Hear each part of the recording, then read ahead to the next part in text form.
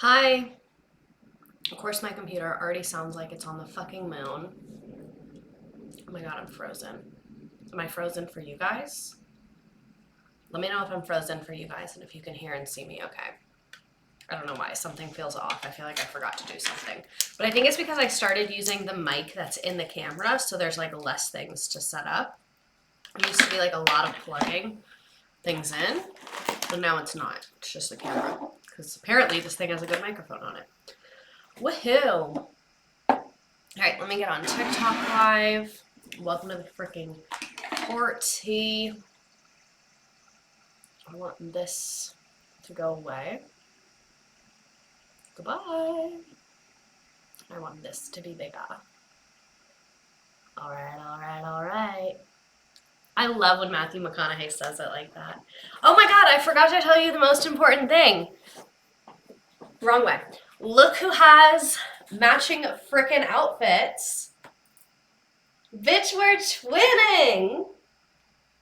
Look. You can't buy this yet, but you'll be able to soon. This is what it'll look like. It'll be available soon. My yitties are just like out tonight. Sorry about that. But this is the front. It also, I have a couple different versions. You can buy it as like a t-shirt as well. I'm such a bad salesperson. A dispensary parking lot has been subscribed for 8 months. Oh my god. And then the back, don't make fun of my back knee.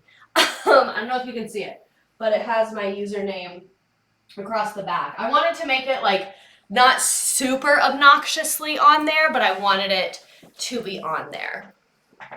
So yeah, there's a lot. Is it okay if I buy that shirt and wear it while I smoke a little za or no? I would love that for you. Like, that's why it's here. And then there's also a bunch of other stuff as well. So I don't know, I wanted to wear, because I got the samples in. This is a sample because it really gives me anxiety when people put merch for sale and they don't like get it in their hands first. Because like, are you okay? Like, that just makes me so nervous. Like, why would you sell something if you haven't touched it? So I designed all this stuff and then I ordered all of it. It was very expensive. I guess I see why people don't do that now, but whatever, I don't care. And I ordered all of it, and like 80% of it was perfect, and 20% of it, there were a couple things wrong.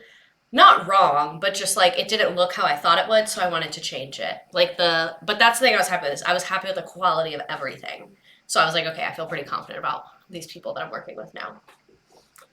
What does it say? Okay, did you get your hair trimmed? No, I didn't. It says, say no to drugs, say yes to history. And I'm going to tell you a little story about this.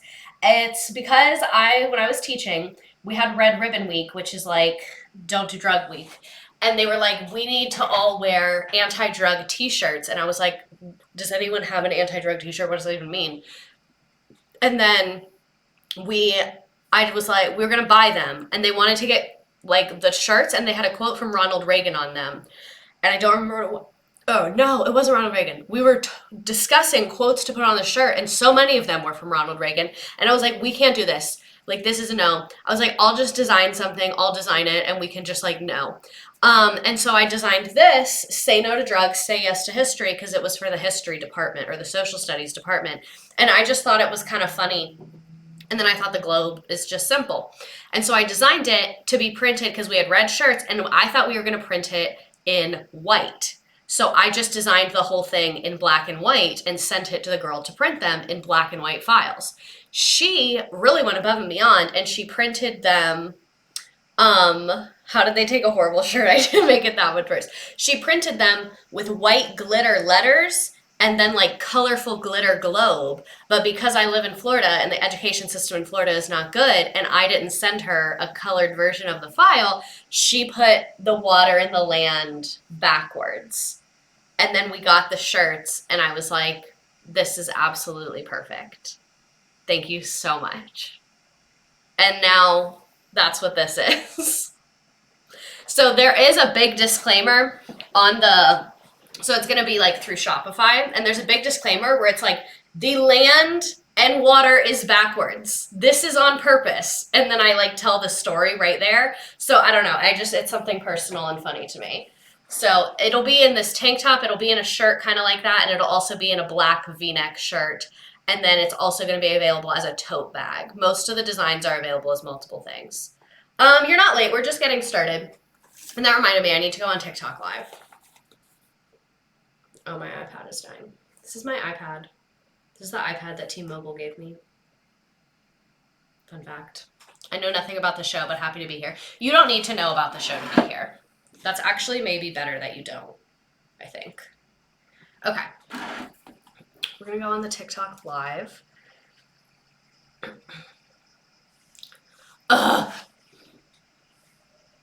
Ew. I hate when I get my fucking work notifications from my email while I'm not at work. So irritating. Where's the notes app? I'm stressed out. I never use this iPad. When you show up unprepared to class and the teacher tells you you're actually killing it, you always are killing it. What's the show called? Real Housewives of Salt Lake City. Can my fucking iPad load my notes so that I can make the title of this? Whatever. I don't even care. The story of Jen Shah. I wanted to make the titles match. Oh my god, I haven't updated this iPad in so long. No wonder nothing's working. This looks like it's from like the 1800s. Utah gals. Okay. So now that I have 900 cameras on me, that's perfect. Let's go ahead and fucking get into it. Jennifer Shah is a narcissist, I think. So let me scoot you guys over and let's get into it. You might be like, Miss Redacted, there's only 57 slides tonight. They are fucking meaty. A lot of them have scrolling in them. So buckle the fuck in. I was really lazy and didn't make enough promos for this, so it'll probably be a smaller crowd tonight, but I kind of like it when it's that way because it's more like a group chat. A girl I graduated high school with legitimately thought the blue on the globe was the sky. Stop. We got thick slides tonight, thick with 2 C's. Okay, so the story of Jennifer Shah. We also have some videos tonight. So for those of you that are watching the YouTube video right now, the videos are going to get taken out from copyright. So when there's random little zoop, or if the audio is weird, I'm very sorry that you're missing out on that, but that's why I encourage you to come every Wednesday at 7:30 live. Just a thought. Okay, so Jen Shah's early life. Jen is born in 1973. She's born in Salt Lake City, Utah, and she is of Tongan and Hawaiian descent. And then also, let me backtrack a little bit further than her birth. Just kidding. So a lot of this stuff is from like various articles about her, Wikipedia, stuff like that. But a lot of it is because I went to go visit my family, and that's a really far drive. So I listened to 11 hours worth of podcast about Jen Shah. So a lot of this I just typed out from memory from the podcast. So if some of it you're like, that does not look professionally typed, it's because I just like did it from my thoughts. Just like a stream of consciousness. So apparently, because her parents were really young when they had her, they sent her to live with her grandparents in Hawaii until she was 5. And then she moved back to Salt Lake City when she was 5. And apparently this was like mad traumatizing for her. And before anyone is like, ew, her parents gave her away, that's really common apparently in her culture for grandparents to be heavily involved with the small children. I had heard that, but I didn't realize it was to this extent. But according to Jen, and then I looked up some other research about it, this is super, super normal in Polynesian culture for the grandparents to watch little kids. Because to me, I was like, that's odd to my like parameter of what I would do if I had a small child, but cultural differences, you know, just wanted to give that piece of context there. But apparently she was like mad traumatized when she came back. I was about to say to the US. Hawaii is a US state. Also, she always tries to be like, I'm an immigrant, like Hawaii is a state, and it was a state when you were born. But when she came back to Salt Lake City, my parents gave me away when they got divorced. Let's get into that reciprocity. Let's get into that. So anyway, apparently she was super traumatized when she came back to Salt Lake City. 1, because she wasn't with the people that she had been with like every day. I think the distance made that hard. And 2, the primary reason that she talks about is because when she was living in Hawaii, she was used to being around people that looked a lot like her. And then she moved to Salt Lake City and it was like all white people. And I don't know if you're familiar with white people. I am, because I am them. Generally, we don't have a reputation for being like super welcoming to outsiders that don't look like us. Generally, when you look up like the reputation of white people, that's not high on the list of what people think of. So not surprising that going from the trauma in the chat already, I know. Not surprising that going from an area where you look like a lot of the people around you and then going to a predominantly white area, that would be very difficult, especially at such a young age where you can't really understand that. Your brain is not there yet. So she previously opened up about growing up as a Mormon woman of color, stating that she had to work 20 times harder than her male counterparts. She's also the first woman of Polynesian heritage to be cast as a full-time housewife. Not meaning like there's not other Polynesian women who are housewives, but the Bravo reality show Housewife is what they are referring to right there. I should have taken a Motrin. My head kind of hurts. I think I just need to drink water. But anyway, so that's a little bit about Jen Shah's early life. I could not find a ton of literature about her as a teenager, but just to give you some context of who she is, where she's from, all of that. Here's some pics I found. Look at the little baby. One thing about the Misredacted stream, you're going to see pictures of people. Unless you're on TikTok Live, then you cannot see the pictures, and if you come to Twitch, you can see the pictures. It's the first link on my page, a Walmart parking lot everywhere. Thanks. Hawaii to SLC alone would be traumatizing. Exactly. Like, even if you didn't have the racial element to it, like you're in Salt Lake City, Utah, and you used to live in Hawaii. That's not fun. You know what I mean? So, and she grew up Mormon. Again, her parents were Mormon. That's how she was raised. So, Jen met her future husband, Sharif. Also, I love Sharif. Like, that's a husband right there. That's a husband. I refuse to believe that he knew. Also, the wild MO, thank you for subscribing. Thank you to everyone who subscribes. You resubscribe with Prime. We love a Prime subscriber. You can connect your Prime account to your Twitch account and you get a couple free subscriptions. Well, not free. It's included in your Prime membership, but it's a benefit a lot of people don't know that they're paying for and not using.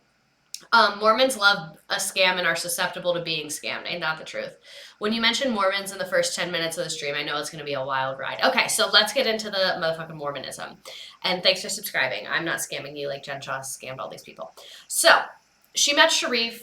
We love Sharif. They both attended the University of Utah, with him stating on the series that his heart stopped immediately when he saw her for the first time. We had a class together. I walk up to her. Is that seat taken? She looks at me like, there's nobody there. I guess it's not. That's such a Jen Shah thing to say. You can't just fucking say, no. You can't just say it's not taken. There's no one there. Like, of course that's how she reacted. That's how we met, he said. But things turned complicated when Jen became pregnant with their first child early on in the relationship. During an appearance on the Dear Media podcast, Currently Cringing, in November 2020, she recalled dreading having to tell her religious parents that she was expecting a baby before getting married. So Miss Jen Shah got pregnant out of wedlock. It happens to the best of us, girl. Like, not to me, but to some people. Don't worry, Sarah. It's okay. We just started. So where was I? She waited a few months before her due date before she told them, so she was trying to hide it for a long time. The second I found out, I'm devastated because I'm like, you don't understand, my life just ended. This is against everything I've been. So they welcomed Sharif Shah Jr. in 1994 and tied the knot that same year. I'm not sure if they got married before or after he was born. I probably could have figured it out, but it seems like they happened very, very, very close together.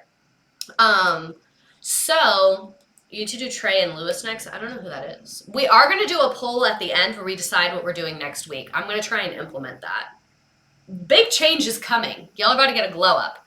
But anyway, so Jen gets married. She's pretty young when she gets married. She was born in 73. So she was 21 when she got married, which that's a lot. Look at them. Look at Coach Shah and Jen. Here's their wedding photo, her original face. And then here's another pic of them early on. So for those of you on TikTok, you have to come to Twitch to see the photos. Sorry. Oh, Teresa and Lewis from Real Housewives of New Jersey. I was thinking about that, but I don't watch Real Housewives of New Jersey, so I feel like there's a lot that I don't know. So I want to do it, but I need to watch Real Housewives of New Jersey in its entirety first. In its entirety. That's why I watched Real Housewives of Salt Lake City. My boyfriend was very annoyed with how much we were watching this show for a while there. But now we're watching Beverly Hills, and we watch it even more. He likes Beverly Hills better than Salt Lake City. He said the women on Salt Lake City look like they're in poverty compared to the women on Real Housewives of Beverly Hills. He hates Real Housewives, but has a lot of opinions about Real Housewives. I love Real Housewives of Salt Lake City. I think it's better than Beverly Hills, but they're both great. But anyway, Well, that's because they are. They're rich for Utah, exactly. Utah rich and Beverly Hills rich, two different types of rich, completely. So don't tell me anything about Real Housewives of Beverly Hills. I just realized I said I'm watching it. I am only on season 2. Do not tell me anything about Real Housewives of Beverly Hills. Okay, we're done talking about Real Housewives of Beverly Hills. I don't want to hear about it. Don't tell me about Real Housewives of Beverly Hills. I did not have any spoilers for Real Housewives of Salt Lake City, and I shall not have them for Real Housewives of Beverly Hills. Thanks. Just wanted to set that boundary and make that clear. So I knew that Jen Shah got arrested, but that's all I knew. I purposely omitted myself from any news about the trial or sentencing until I finished the entire series. I wanted to watch it as nature intended. You know? Okay, anyway, let's focus. So here's some Jen Shah lore that I learned from the Bravo Docket podcast and a few tabloids. Also, highly recommend the Bravo Docket. If you are a Bravo girly, love the Bravo Docket. They're funny. I feel like they are kind and empathetic, which I hate a podcast that's just like a strong hater energy, even though I kind of have hater energy. And they research everything and they're actual lawyers. Love them. I've never watched Real Housewives, but alas, here I am. This story's crazy even if you haven't watched Real Housewives.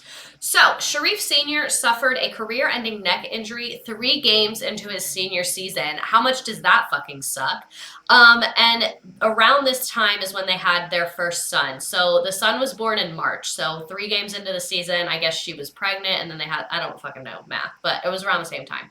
So, right after Jen had her first son, Coach Shah went to law school, and Miss Jennifer Shah was motherfucking holding it down. So, I saw mixed things about if Jen graduated college. Some podcast I listened to said she dropped out. Some say she graduated around the same time that she had her son. I don't fucking know. In other articles, it said that she got this job right after she graduated college. I don't know if she graduated college. I saw very mixed things about it. We need to call the University of Utah, I guess. I don't really know. Not him going into law school and Jen still breaking the law. Oh, him going to law school becomes very important later. Let's just say Miss Jen should have also been convicted of obstruction of justice, and Sharrieff, I refuse to think you did something wrong, was a little helpful in that. Gave a little insight here. So anyway, Jen Shah was holding it down while Sharrieff was in law school. She said she was working 3 jobs. This is also what Jen was saying, and we know Jen can tend to be a little bit dramatic at times. So she claims that she was being a secretary from 9 to 5. She was nannying and babysitting at night, and she was modeling on the weekends. This is what I think, because Jen likes to paint herself as a victim and is kind of a narcissist. I think she was probably being a secretary, and she was holding it down financially. I think that that's probably true. And I think she probably occasionally was babysitting and 1 or 2 times modeled. And so she was like, I have 3 jobs. Do you get what I'm saying? Like, I think it's that kind of case where there's like, it's like mostly not real, but it's a little bit real, I guess. It's exaggerated. I watch Real Housewives on Peacock. Peacock is the best streaming service. If I went to prison and I could only have 1 streaming service, well, they don't let them have any. But if for some reason the prison let me have 1, it would be Peacock. But anyway, after becoming a mom, Jen converted from Mormon to Islam, which was her husband's religion. He was raised Islamic. Is that correct verbiage? Anyway, explaining on Real Housewives that she made the decision for the sake of her kids. She said she also decided to switch religions after discovering that Mormons did not accept Black people into their church until the late 1970s. We should do a stream about Mormonism.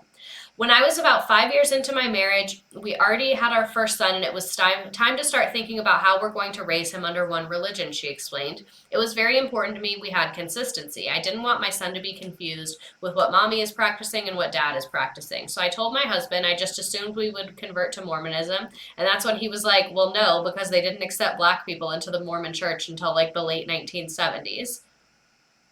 The way that she had never noticed that earlier. Like, why did she not notice that? Anyway, so I went to do some research and asked for guidance and the questions to be answered from my bishop and my mom, and no one could give me an answer other than that's just how it was. So at that time, I just didn't feel comfortable. I didn't feel like I could continue subscribing to a religion that didn't accept my husband and my kids.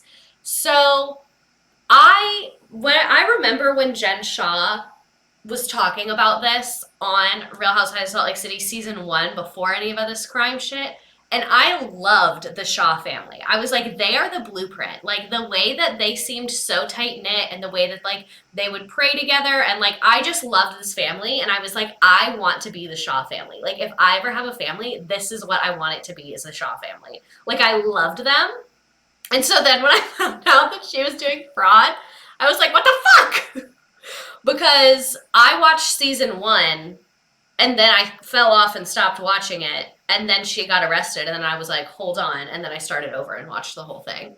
I was so mad at her. I was like, how dare you ruin what was my ideal family with your fucking fraud? There's simply so much in the Mormon stream. I know. That's how the Mormons get you. They really do. So anyway, some Coach Shah lore. Following his playing days, he continued his education, eventually learning his Juris Doctorate. Okay, so he earned his law degree and practiced law for 12 years in Utah. He started as a commercial litigator before transitioning to a trial lawyer specializing in medical malpractice and catastrophic automobile accidents. So that's what I find interesting, is that on the show they just say like Coach Shah, which like is his current job, but they never mention that this man's had a whole law career. Like he was a whole lawyer, an entire lawyer. Where was I? He was also a certified agent through the NFLPA, representing and training several NFL players. On top of that, he served as a sideline reporter for Utah's flagship radio station and served as a sideline analyst for local television stations for 3 seasons. And then in 2012, he returned to coaching when he was hired as the quarterbacks coach at Utah. Since then, he's continued coaching the corners. I don't understand football at all. What did any of this mean? My aunt's deadbeat ex-husband lawyer was Coach Joe, so sometimes just keep the coach sometimes they just keep the coach when practicing law. Oh my God. So he got promoted to sole special teams coordinator prior to the 2019 season. So that's just who Coach Shah is, some lore about America's husband. So here's some Jen family lore. So I normally wouldn't talk about this, but it's relevant because she talks about it in her trial. Not her trial. She talks about it in the whole court proceedings. She talks about it non-fucking stop. That she's the Fahu of their family. I'm not 100% sure if I'm pronouncing that correctly, but that's how they were pronouncing it on the podcast that I was listening to, the Bravo docket. But anyway, that means she's the eldest daughter and like a matriarch, basically. So she's the eldest of 6 siblings. And in her case, she kept being like, I have all this responsibility on me, like who I am, I take care of people. Like she was really trying to play this up. And so she explains it really bad, because on one hand she says like, that means I have the highest respect of my family. And then and like, I'm like a princess basically. Like everyone respects me the most. I get whatever I want. But then she says, because of that, she also really has to work hard. So I'm like, are you the princess, or does everyone expect stuff from you? Like, I'm a little bit confused. It seems like she changes the definition of this cultural tradition based on whatever makes more sense for her in the moment, is my main takeaway. Because I know that this is a real thing. She didn't make this up, but she gives very inconsistent definitions of it. At one point, Jen said he's not coaching Little League. He's a coach. Wait, and like I actually care about people way, or in an ambulance chaser way? I have no idea. I have no idea about his law career, really. Yeah, I think he did a mix of stuff. So I would imagine he's been on the right and the wrong side of history. So anyway, let's get into Jen's career lore. Before we get to how she got to defrauding the elderly, let's talk about her early career. So her first job after college graduation, which again, some things say she didn't graduate college, so I don't fucking know, was a job with Franklin Covey. Franklin Covey is a world leader in consulting and training. My mom is obsessed with Franklin Covey. I thought Franklin Covey just made like little planners and agenda books and things like that. Ginger Times, thanks for following. But anyway, I thought Franklin Covey just made like little fucking notebooks and calendars and stuff like that. But apparently that is like their secondary business, and they do coaching, and then the calendars like go with the business coaching. I don't know. So she worked at Franklin Covey. She said, I started working for that company in their direct response marketing department. Back in the day, it was all direct mail pieces and infomercials. So we were 90%, 95% direct 90 to 95% infomercials and direct mail. The industry started to change, so did Shah's tactics. Now the majority of it's digital, she said. So she's kind of always been in marketing. Harley Elaine, thank you for gifting a sub to Izzy Jean 21. That is nice of you. I love the community camaraderie in the chat here. So yeah, she has been in marketing for a very, very long time. Here is a picture of her from an article in 2008. It's the title of the magazine is Utah 360, and it's a women in business magazine. That is Miss Jennifer Shah on the far right there. And I'm going to say, I like this suit. I would wear that today if I had to go to business. I don't know what I'm going to do if I ever have a job where I have to dress professionally, because I have nothing and I hate everything. I've hated literally every dress and every suit I've ever put on. So that's amazing. Like, I just want to wear this. Also, for those of you on TikTok, we were talking about this before you guys got here, and for anyone that just joined, I'm dropping merch soon. So if you notice me and Mike match, this is going to be the merch. It says, "Say no to drugs, say yes to history, and the land and the water are backwards on purpose." So if you know, you know. I'll explain it again later. I just want to wear a power suit with shoulder pads. I feel like I'm in jail. I feel like I'm in a straitjacket. I don't know what it is. I feel the same way. Okay, so I went to a Pilates class, which I hate group classes, but it was my friend's birthday and so obviously I'm going to go. And they made me put ankle weights on, and I think I would rather be in handcuffs than wear ankle weights. It felt like someone was like, I literally felt like I couldn't move. Like, I felt like I was like tied down. Not because of the weight, just because of the way they feel. Are you making t-shirts too, or just tank tops? I will have t-shirts as well, and then I have like these crop tops, and then I'll also have like muscle tanks, and then there's one sweatshirt, and then a lot of the designs are going to be available in tote bags as well. And honestly, I thought the tote bags were going to be kind of shitty because they're pretty cheap, but they came in yesterday and they're really good. Because you know what I fucking hate? When a tote bag is just 2 pieces of fabric, and then it's like, you know, so it can't open, you know, like it's like an envelope. These, the bottom will flatten out. Like, it's fabric, but it's like an extra piece, so, you know, it's sewn so that you can, because I hate the fucking, do you guys know what I'm talking about? Do you know what I mean? When a tote bag isn't wide and it's just 2 sheets together. You know what I'm saying? Okay, so anyway, back to Jen Shah. The topic this week is Jen Shah. Also, so the land and the water backwards, I'll give the Spark Notes version because I felt bad someone didn't know. So when I was a teacher, I designed t-shirts for Red Ribbon Week. These were the shirts. It said, "Say no to drugs, say yes to history." And I sent it to the t-shirt girl that was making them. And I sent it as a black and white file because I thought she was going to print white onto the red t-shirt. She printed it in color, and because Florida is not known for its education system of giving people great knowledge in especially social studies, she did the land and the water backwards. But I loved it. I absolutely loved it. So, yeah. That's so funny and actually sounds vaguely familiar. Yes, because that's Mike's shirt, is that shirt from that incident. Okay, so anyway, back to Jennifer Shah. Maybe some sort of political commentary. So anyway, here's the excerpt from the article. This was written in 2008. Jennifer Shah has been with Prosper. Prosper Learning is another place that she worked. It's another coaching place. So most of her jobs have to do with coaching and marketing is kind of how she came up in her career. So Jennifer Shah has been with Prosper since 2006. In her role as Director of Partner Accounts, Jennifer has successfully developed and strategically cultivated critical relationships between Prosper and its partners. Since starting with Prosper, I've been amazed at the quality of people we have here, Jennifer says. Everyone is focused on delivering the best possible product to our students, and the camaraderie is invigorating. There's something special about working with people who are passionate. Prosper was founded in 1999 and is a leader in coaching and distance training industry. Prosper's 500 dedicated employees help people shrink the gap between learning and earning. So again, I'm not really sure. They're offering some kind of coaching and training of some kind at Prosper. So just wanted to give like a side note about Prosper. Around the time that Jen Shah is in this Utah Women's Business magazine, which probably has 2 subscribers, this is what this is an actual lawsuit of Prosper around the same time. The way you guys started reading and just said what. So, motivational manager waterboarded employee to spur sales. This is from 2008. So, around that time, Jen was working there.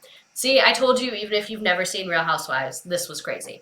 So, a manager at a motivational coaching firm in Utah waterboarded an employee with assistance from coworkers, then told employees he wanted them to work as hard at selling as the waterboarded employee did at breathing. What? What the fuck? Y'all know I have been in some fucked up workplaces, waterboarding, and this is the place where Jen was saying it's so invigorating to be with passionate people.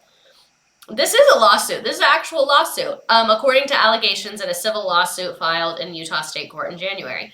Former Prosper Inc. employee Chad Hudgens alleges he was waterboarded last spring and is suing the firm and his former manager for unspecified damages. Hudgens alleges that the waterboarding damaged him physically and emotionally and that the company's human resources department ignored his immediate complaint. Utah-based Prosper Inc. provides executive-level coaching for individuals, which includes the education and hands-on experiences they need to achieve their personal and professional goals. Every place she works, it doesn't seem like it is real. So I get why when she was doing crime, she was like, this is fine. Because everywhere she worked is not real. So she's never seen real work. Like, this is what I mean. There's businesses that are real, and then there's businesses that are not real. Like if you run like a dry cleaning business, that's real. People are bringing you stuff and then you clean it, and then when they get it, it's clean. Like you're providing a service. And then there's all these like consultants and coaches, and like that's not real. You're not doing anything. You're just talking about things. If your job is just to help someone make more money and you're not actually providing a good or service, that is not a job. And Jen has not had a job, it appears. Yeah, they literally tortured a guy. Of course, she said, I'll just do a little fraud. It's fine. I love how you consistently say doing crime, because she is doing crime. Okay, so the suit describes Joshua Christopherson. This sounds like a fake name. This sounds like an alien had to think of a name. Joshua Christopherson? What? Joshua Christopherson?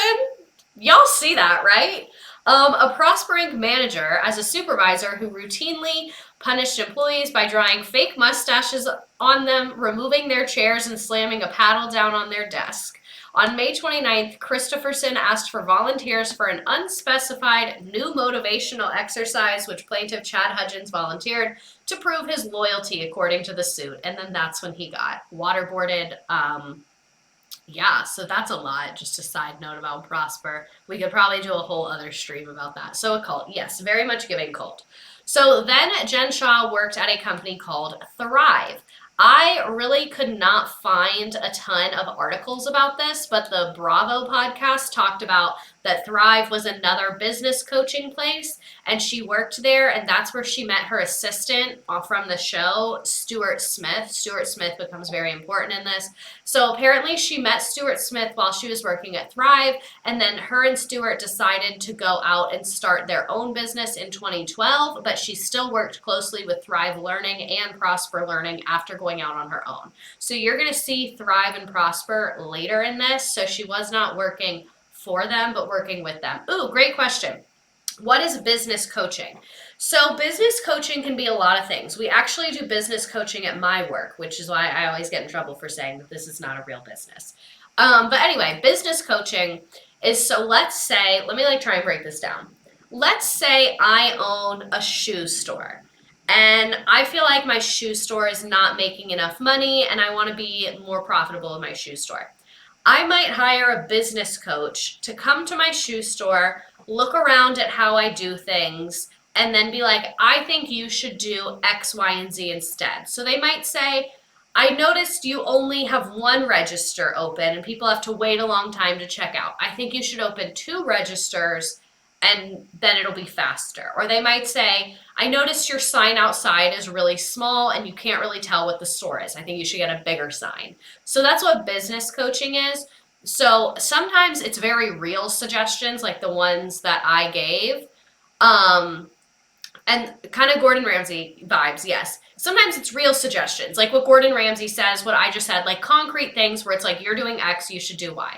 But a lot of these companies, what it is it's like a little podcast, and they'll tell you things like, you need to re-engage your customers, you need to stay on top of your sphere, make sure you have 7 outreach points to your customers, make sure you're providing end-to-end service.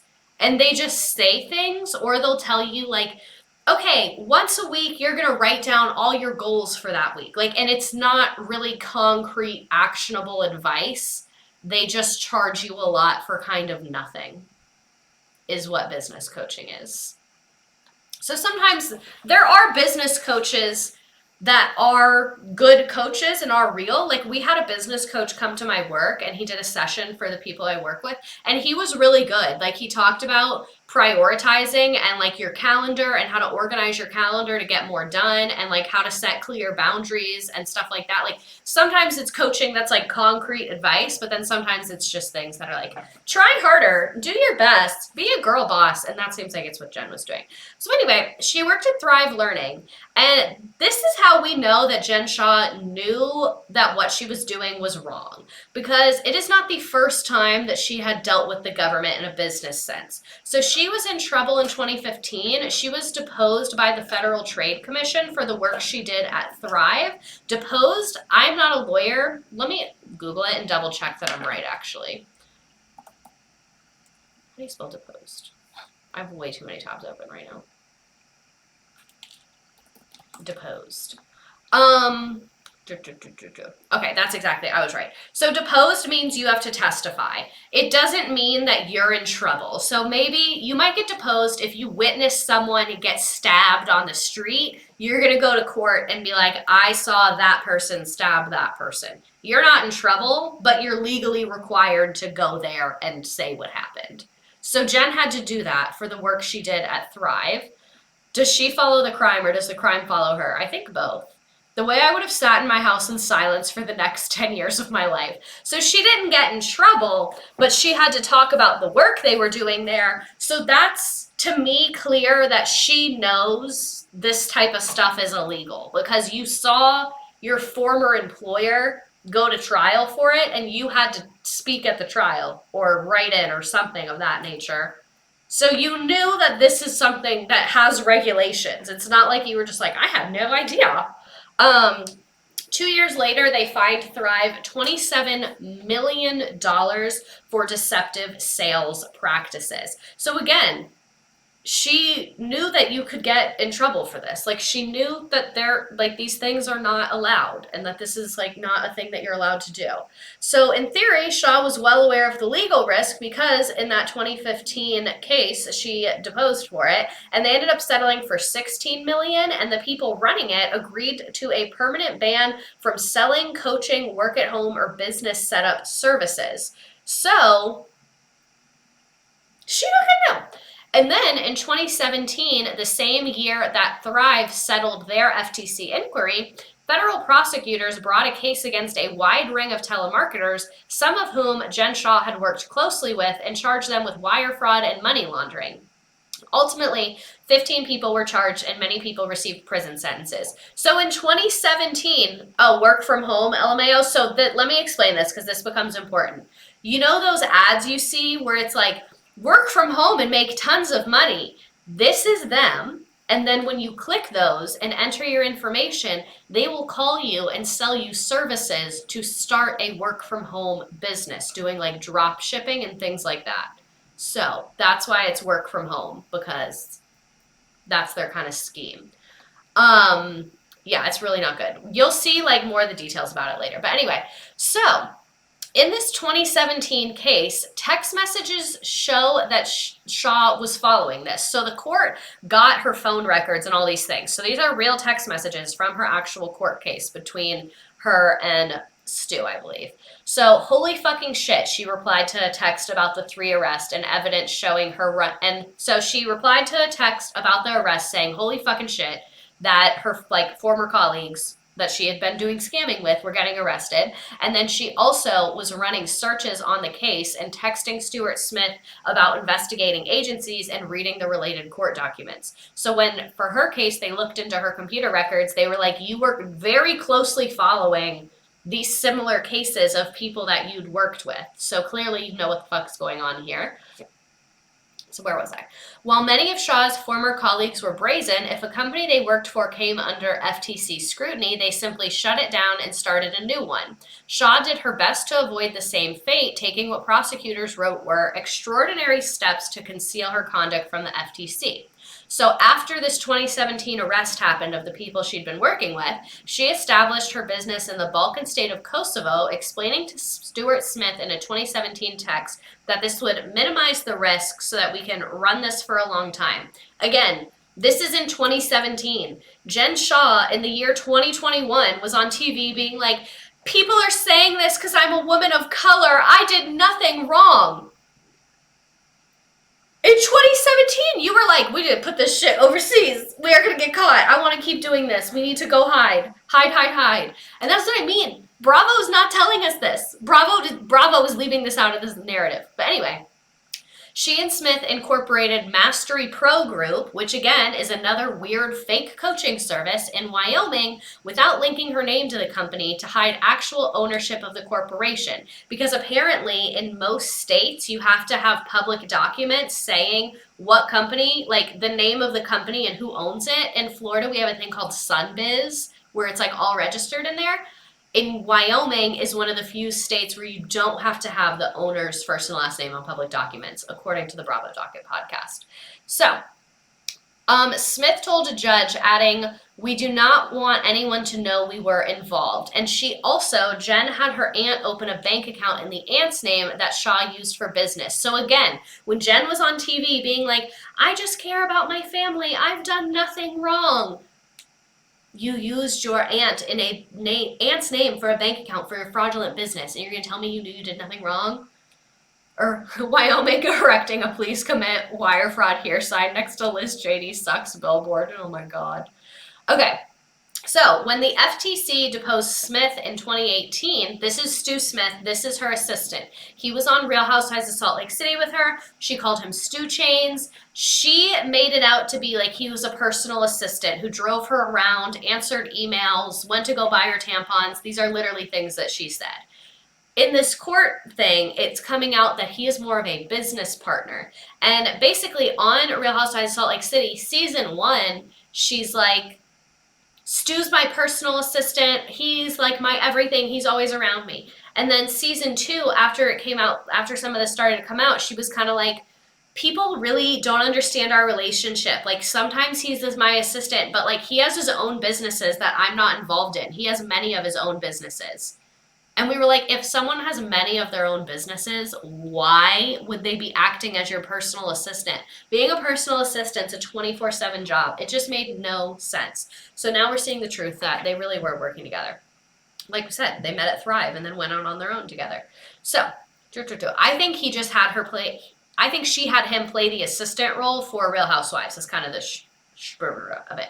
So anyway, in 2018, Stuart Smith gets deposed over another one of these scams, and then Shah texted him answers to the FTC questions. So I guess he got the questions in advance, and she was literally talking to him, like telling him what to say. So she instructed him not to reveal that she was involved in the lead brokering company that they had started, and texted as he was being questioned, I'm sitting here across the street in case I need to come rescue you. There's a lot more text messages. I didn't want to, we didn't have time to read all of them, but basically she's texting him, helping him come up with the answers, and it's just like a whole mess.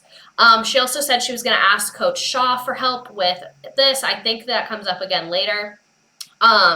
Yeah, she was like very, very blatantly being like, they can't know I'm involved with this, because they were doing lead generation. So I'm going to explain what lead generation is. See, like, this is why I knew I needed to do this, because like I am in corporate America, so like I see what the legal version of this looks like. Actually, maybe my job is legal and I'll end up in jail. But anyway, so lead generation is you can buy leads from a company. So I work in real estate, so I'm going to give you an example. There are some websites where you can put interested, where it pops up, it says interested in buying a property, put your name and number here. That company sells that information to another company trying to get you to buy from them. So at work, I work with real estate agents. Some of them pay per month to get that sent to them for people that want to buy houses. And then they call them and be like, hi, I saw you put online that you're interested in buying a property. Tell me more. You know, that's kind of how lead generation works. Lead generation is not illegal in any way. Lead generation is completely legal. It becomes a problem when you are selling information either that you received without consent or you are selling it knowing that those people are going to sell them fraudulent services. That's what Jen was doing. She knew that these services were fraudulent and she was still doing lead gen for them. I know someone who worked in anti-money laundering for one of the biggest US banks, one of the biggest banks in the US. Uncle Sam knows where his money is 100% of the time. Yeah. I simply don't understand how people do so many illegal things with the most audacity and confidence. They think they're untouchable. But anyway, she told Smith to delete certain emails, discussed removing a computer from the Mastery Pro Group office and sales documents from a Google Drive, suggesting that her workers switch over to the encrypted Telegram app for messaging. Rather than having Mastery pay her directly, she had Smith, the only signer on the company bank account, pay for expenses like her New York apartment. So she knew she was doing something illegal. She knew she was doing something illegal. She's asking him to get rid of all this stuff. She's funneling the money through the business. Like, she knows she's illegal. She arranged for cash withdrawals from the Mastery account that matched cash deposits into her personal bank account. She avoided declaring much of the telemarketing scheme income on her tax returns. Shah, Chandri said at her sentencing, believed that she was being glamorous and important and that nobody was hurt. I feel so bad for her lawyer. How do you defend this? Like, imagine your client did this. What do you even... I would just look at the judge and be like, listen, I don't fucking... This is why I'm not a lawyer, because I couldn't defend people. Some people were never getting scared of called down to the principal's office, and it shows. Jen Shah went to the Trump School of Business. God. So Shah appeared to be right at home among like-minded peers in Utah. In 2019, the Desert News, a respected local paper, remarked the state's long-held reputation as the fraud capital of the United States. The FTC has sanctioned a long list of coaching and work-from-home companies out of Utah, including those to which Shah was linked. Mark Pugsley, a lawyer in Salt Lake City who has worked on and blogged about Utah fraud cases, said that the state had seen everything from Ponzi schemes, where Utah is said to be the per capita leader, to business coaching companies like Shah, to legal but iffy multi-level marketing setups where neighbors sell one another lotions or jewelry but usually make little profit. Part of this stems from Utah's aggressive sales culture led by young people from their Mormon missions. They've learned to sell. They're selling religion, so they have thick skin. If you, as a young adult, were going door to door, knocking on doors and telling people to change their religion, that would make you a good salesperson, because the reason I would be a terrible salesperson is my skin is not thick enough and I don't take rejection well. Good salespeople can take rejection again and again and again. Like, because I work with agents, I'm not on the sales side at all. I don't even talk to the customers. I do internal tech, so I never talk to customers. But the agents are around me all day. So I see them.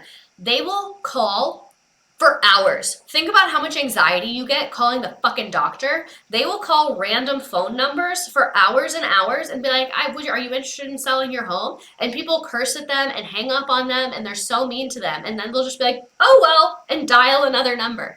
And I'm like, how do you do that? I can't do that. But I can see where if you were Mormon and you were knocking on people's doors and they're yelling at you in person, doing it over the phone would be like, no big deal. You wouldn't care at all. So anyway, the word convert is also a sales word. They're not just converting leads, they're converting people. Add a trusting populace, and Utah is rich territory for unscrupulous business people. Coaching or business setup schemes like the one Shah started running don't require much originality. Their operators don't tend to be criminal masterminds, but simply folks who figure out they can make an easy buck, said Pugsley, who has represented people involved with coaching companies that drew government scrutiny. I don't know if I can give you real reasons other than so-and-so saw so-and-so saw what this person was doing and they were making all this money. They all kind of think that they're different. Oh, well, we're doing it ethically. It's really taking advantage of people, and I would love to see it stop. So I just kind of wanted to give some context around like the Utah-ness of it all. So now we're gonna watch a video. This is Jen Shah's audition tape for Bravo. For those of you on TikTok, I'll give you a second to come over to Twitch. It's a Walmart parking lot on Twitch. First link in my link tree. It's free to watch. A Karen was censored by Twitch. Okay, so this is around the same time that Jen had her Bravo audition. So the time that all of this is going on, she's hiding all of these things, she's doing these bank accounts. She also auditions to go on Bravo, Real Housewives. That's how you know that she truly is like a narcissist and thinks that she is untouchable and she's a god, because she thinks that it's just fine and she can get away with this and that like no one's gonna care that she's on TV and doing crime. If you're trying to cover up your crimes, why would you do reality TV? Exactly. Lisa Barlow's Diet Coke, me changing my name for this stream. Okay, so here, let me get to her part, which is at 1:19. Here we go. AKA 45. I relate better with females that work. The ones that just sit at home and don't do anything. I don't play well with girls like that. I had to work my ass off here in Utah. We live in a gated community. My husband travels a lot. There are like 20. I am so excited for Jen Shah. I couldn't find She is so fabulous. just like the video by Pieces itself. of luggage when we travel. And like maybe 17 are mine. I'm telling you, boy, she's two types of crazy now. I probably spend at least 50 grand a month. That's in the game. She's saying she spends at least 50 grand a month. She's two types of crazy. Oh my god. Shopping habits can be, in and of themselves, the daily source of my drama. I'm Meredith Marks, and I am... Okay, so I just wanted you to see her audition tape so that you could see the kind of fucking headspace she was in while she was doing these crimes. This is not someone who's like, I have no other option to feed my family. This is not someone that's desperate. Like, well, she is desperate, but you get what I'm saying. She didn't have to do these things. At this point, she already knew the difference between her and Meredith. She already knew she was doing illegal stuff. She was already trying to cover it up. At this point, she had already obstructed another trial. Why would you go on national television?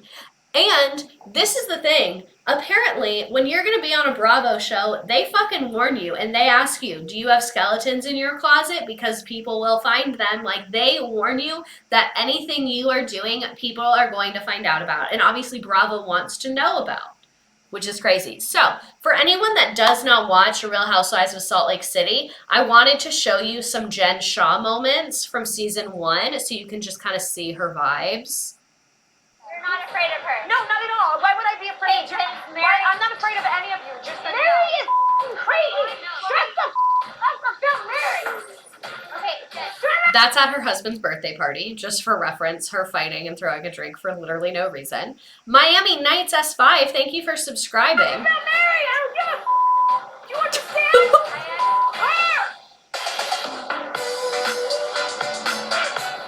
I love this. Watch Real Housewives of Salt Lake City. This is going to be another stream. Another woman on the show is married to her step-grandfather. Step-grandfather, not biological. After her grandma had like this hot young husband, and then after the grandma passed away, Mary married him. And it's like a whole thing. What Mary said, apparently, so Jen was at the hospital with her aunt. She walks into a restaurant and Mary was like, it smells like hospital, commenting that someone smelled like hospital, which is a little rude, but is not this fucking serious. Like, I think it's a little rude. And then Mary doubles down on it. She's like, I don't regret saying that. Because, like, if I was Jen in this moment, I would have been like, that was rude. I was at the hospital with a family member. I'm sorry, I smell like hospital. Like, it wasn't that serious, but, like, it's worth saying something, I guess. And same thing. If I was Mary and I said something stupid, I would literally just be like, I'm sorry, that was really rude. I shouldn't have said that. I just, like, wasn't thinking. Season 1 Jen moments. This is before any of this shit happened. So this is when She's on the show. She knows that she's been doing crime. We don't know that, and that's how she's acting. Are Mary and Meredith the same person? Am I dumb? No, they're different people.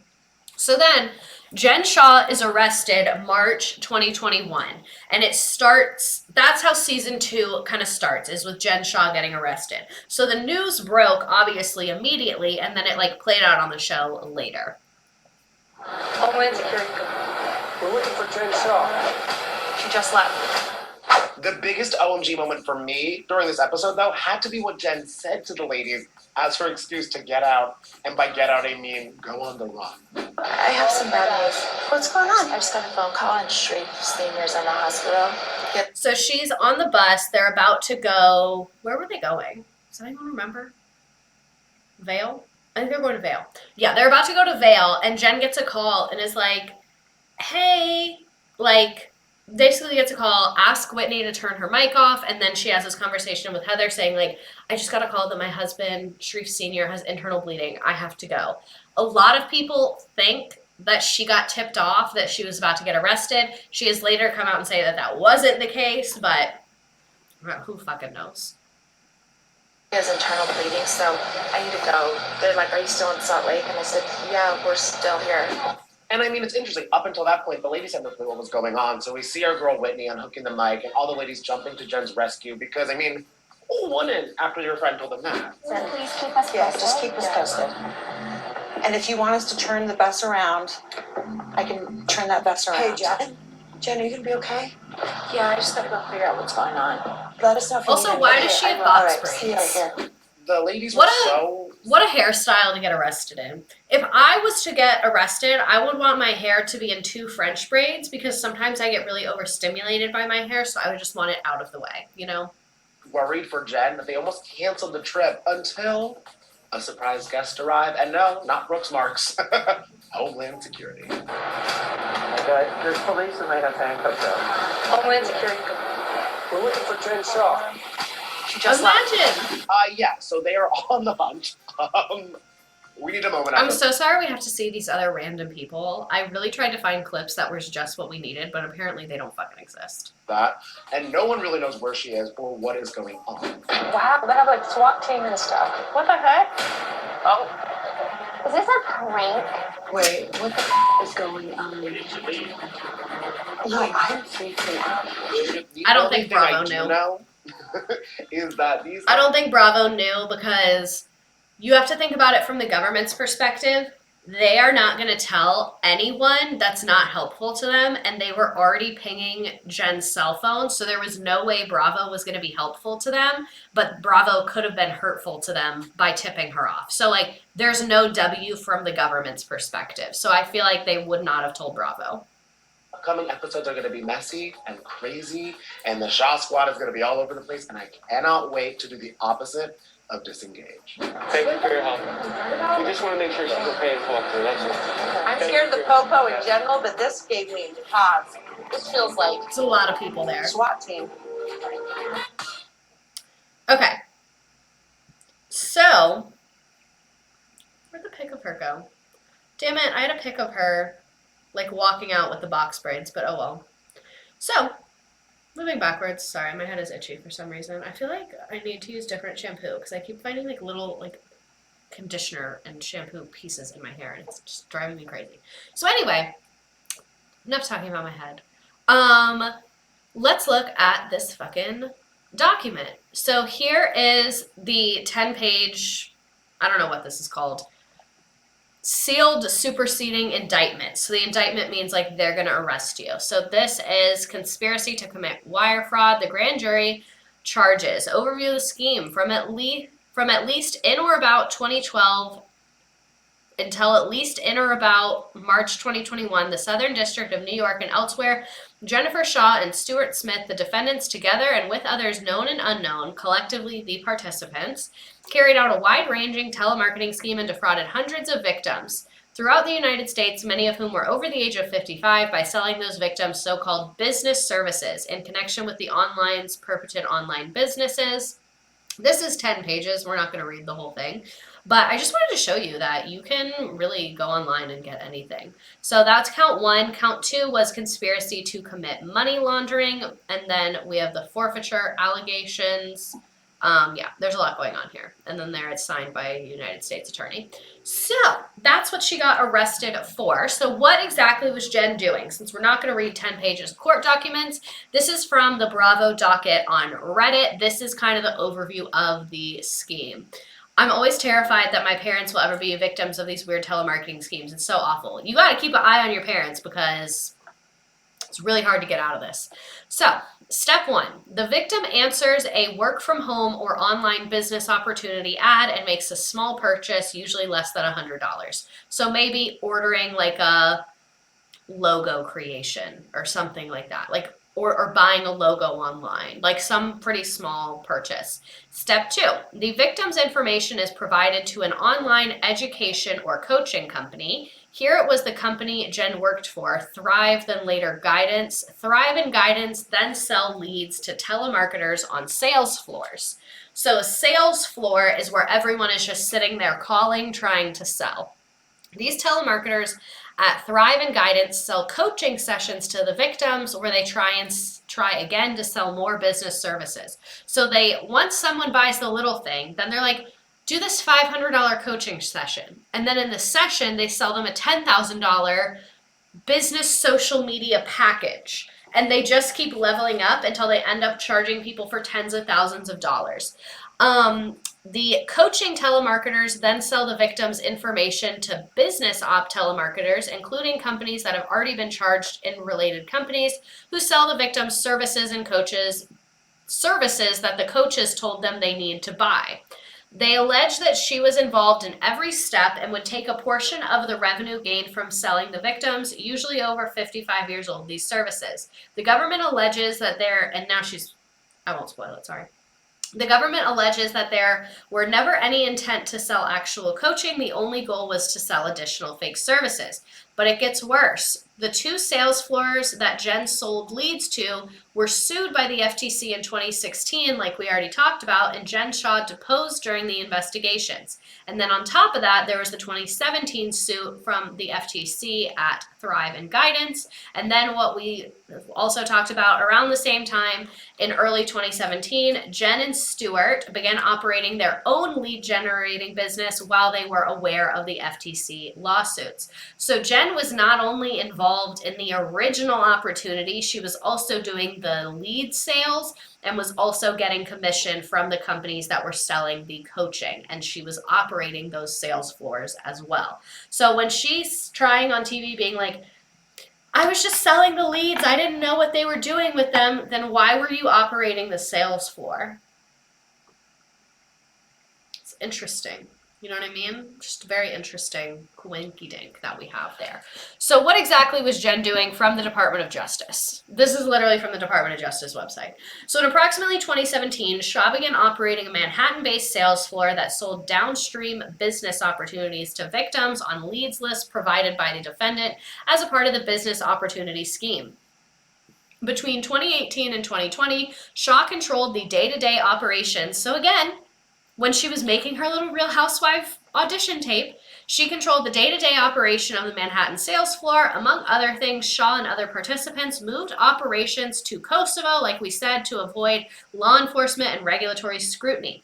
The salespeople at the Manhattan sales floor engaged in the same fraudulent sales practices as other telemarketing floors in the business opportunity scheme, namely lying and misleading victims into purchasing business opportunity products to ostensibly advance their non-existent online business. That's the other part of it. So let's say she scammed me. She called me and she's like, hey, Miss Redacted, I heard you're going to start selling merch. We want to help you. We want to sell you these business services. At least I will actually have a business that needs services.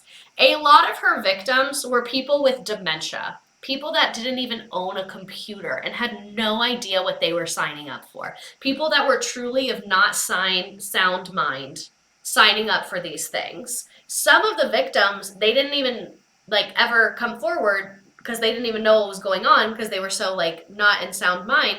And then after they passed away, their children were looking at their finances and were like, what the fuck? There's like tens of thousands of dollars going to these random companies. And then their children looked into it.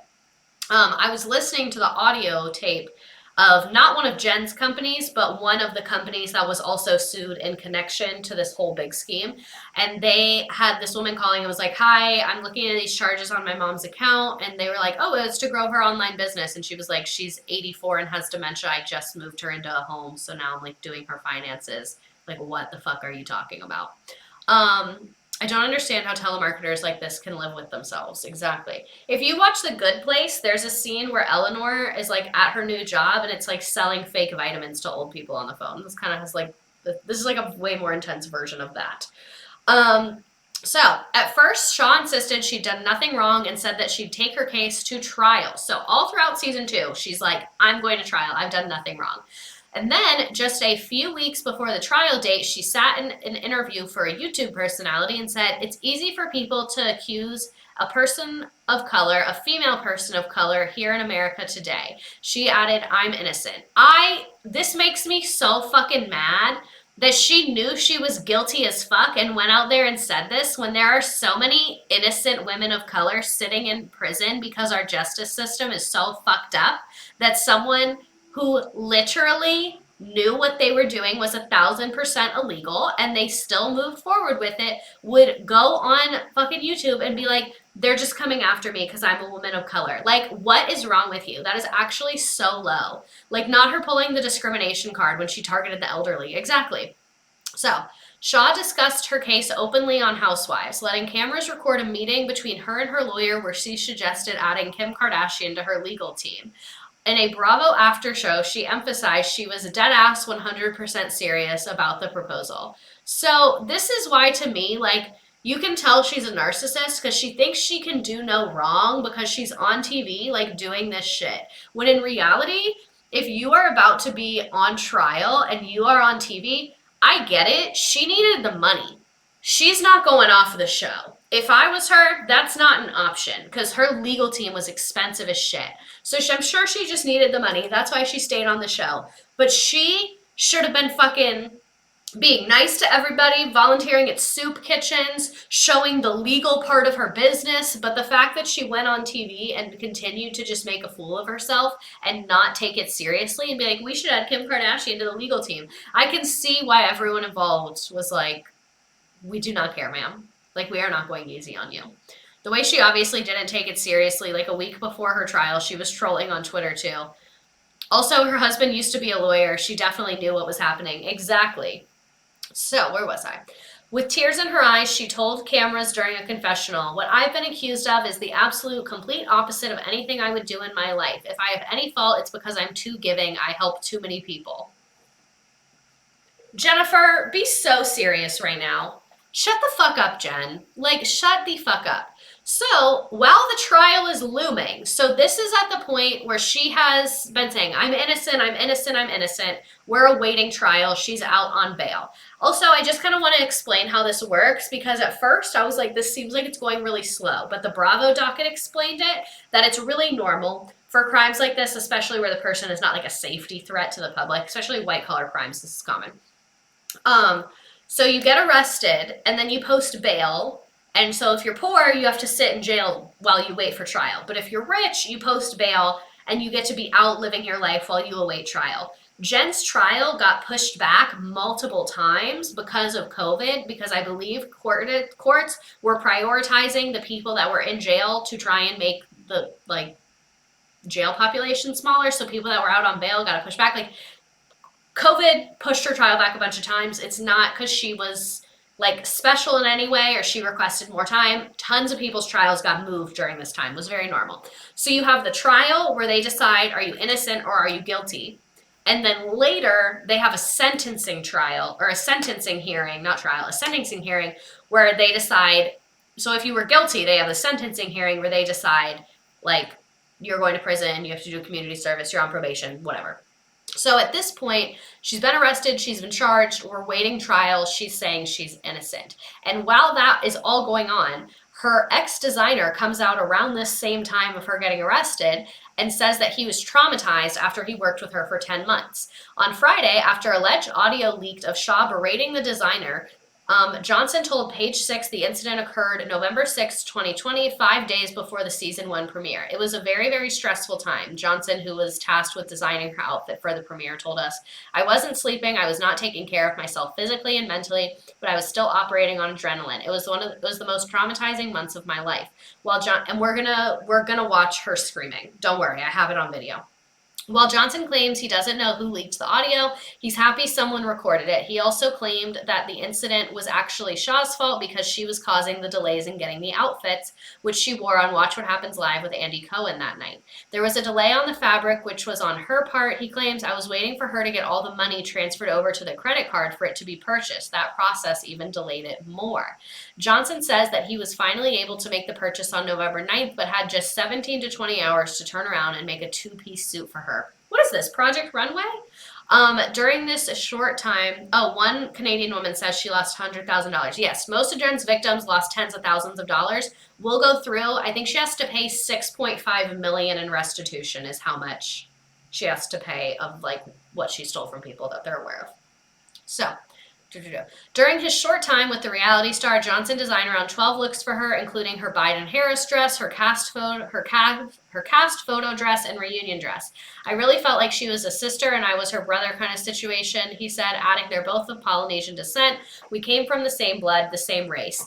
I'm white, so I don't want to get like too into her like a race dynamic, but one thing I have noticed is it appears that she will use that to manipulate people into this false sense of closeness where she's like, I'm Polynesian and you're Polynesian, you can really trust me, and then she treats them really, really bad, which she also has done similar things where she'll kind of lure people in with like business promises and then treat them really bad. It seems like she just will use anything to try and create trust with somebody and then exploit that trust. So here is her screaming at her staff. This is a Instagram video that I had to screen record, so sorry. And being a fucking bitch. Because you are. Yeah, you are. And go and handle this shit. No, not let. You fucking handle it. Fuck me, don't have a fucking attitude with me. I'm fucking going to reunion this week. Shut the fuck up! Okay. This is a different clip of her yelling. There's multiple. I'm tired!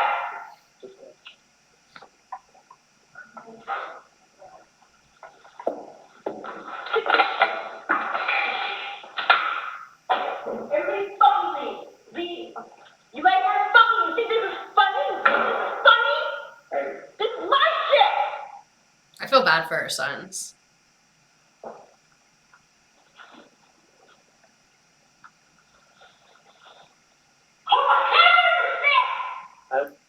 She lured people in by using her mental health issues too, not trying to diminish what she has mental health issues, but it seems manipulative the way she brings things up. Yes, I completely agree. Seems totally rational and level-headed. Middle schoolers don't even act like this.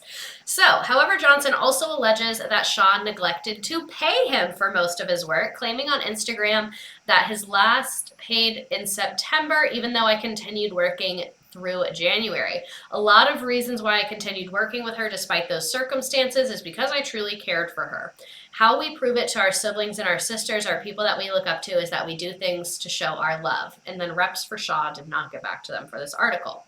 Johnson, who also designed Heather Gay's reunion outfit, says he quit working for Shah on January 11th following the taping of the reunion. The final straw is when Shah didn't give him a shout out. I'm watching everybody go around and say who they're wearing, he recalled. And Heather said me, and when it went to Jen, I was expecting her to say the same thing and say my name, but she didn't, and that hurt me. So he's been working for her for free, and then she doesn't even give him credit when she had the opportunity to.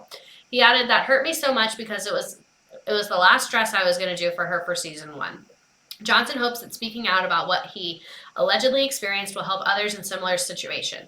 I have to speak my truth and hope that if there's anybody else that's working in a hostile work environment that they will come out and speak out about it, he said, adding that he wants Shah to see and take responsibility for her actions and behaviors. I know that's been a problem with her during season 1 and is not taking any responsibility or whatever because I was there to witness. I really do wish her the best of luck in season 2. She's going to need it.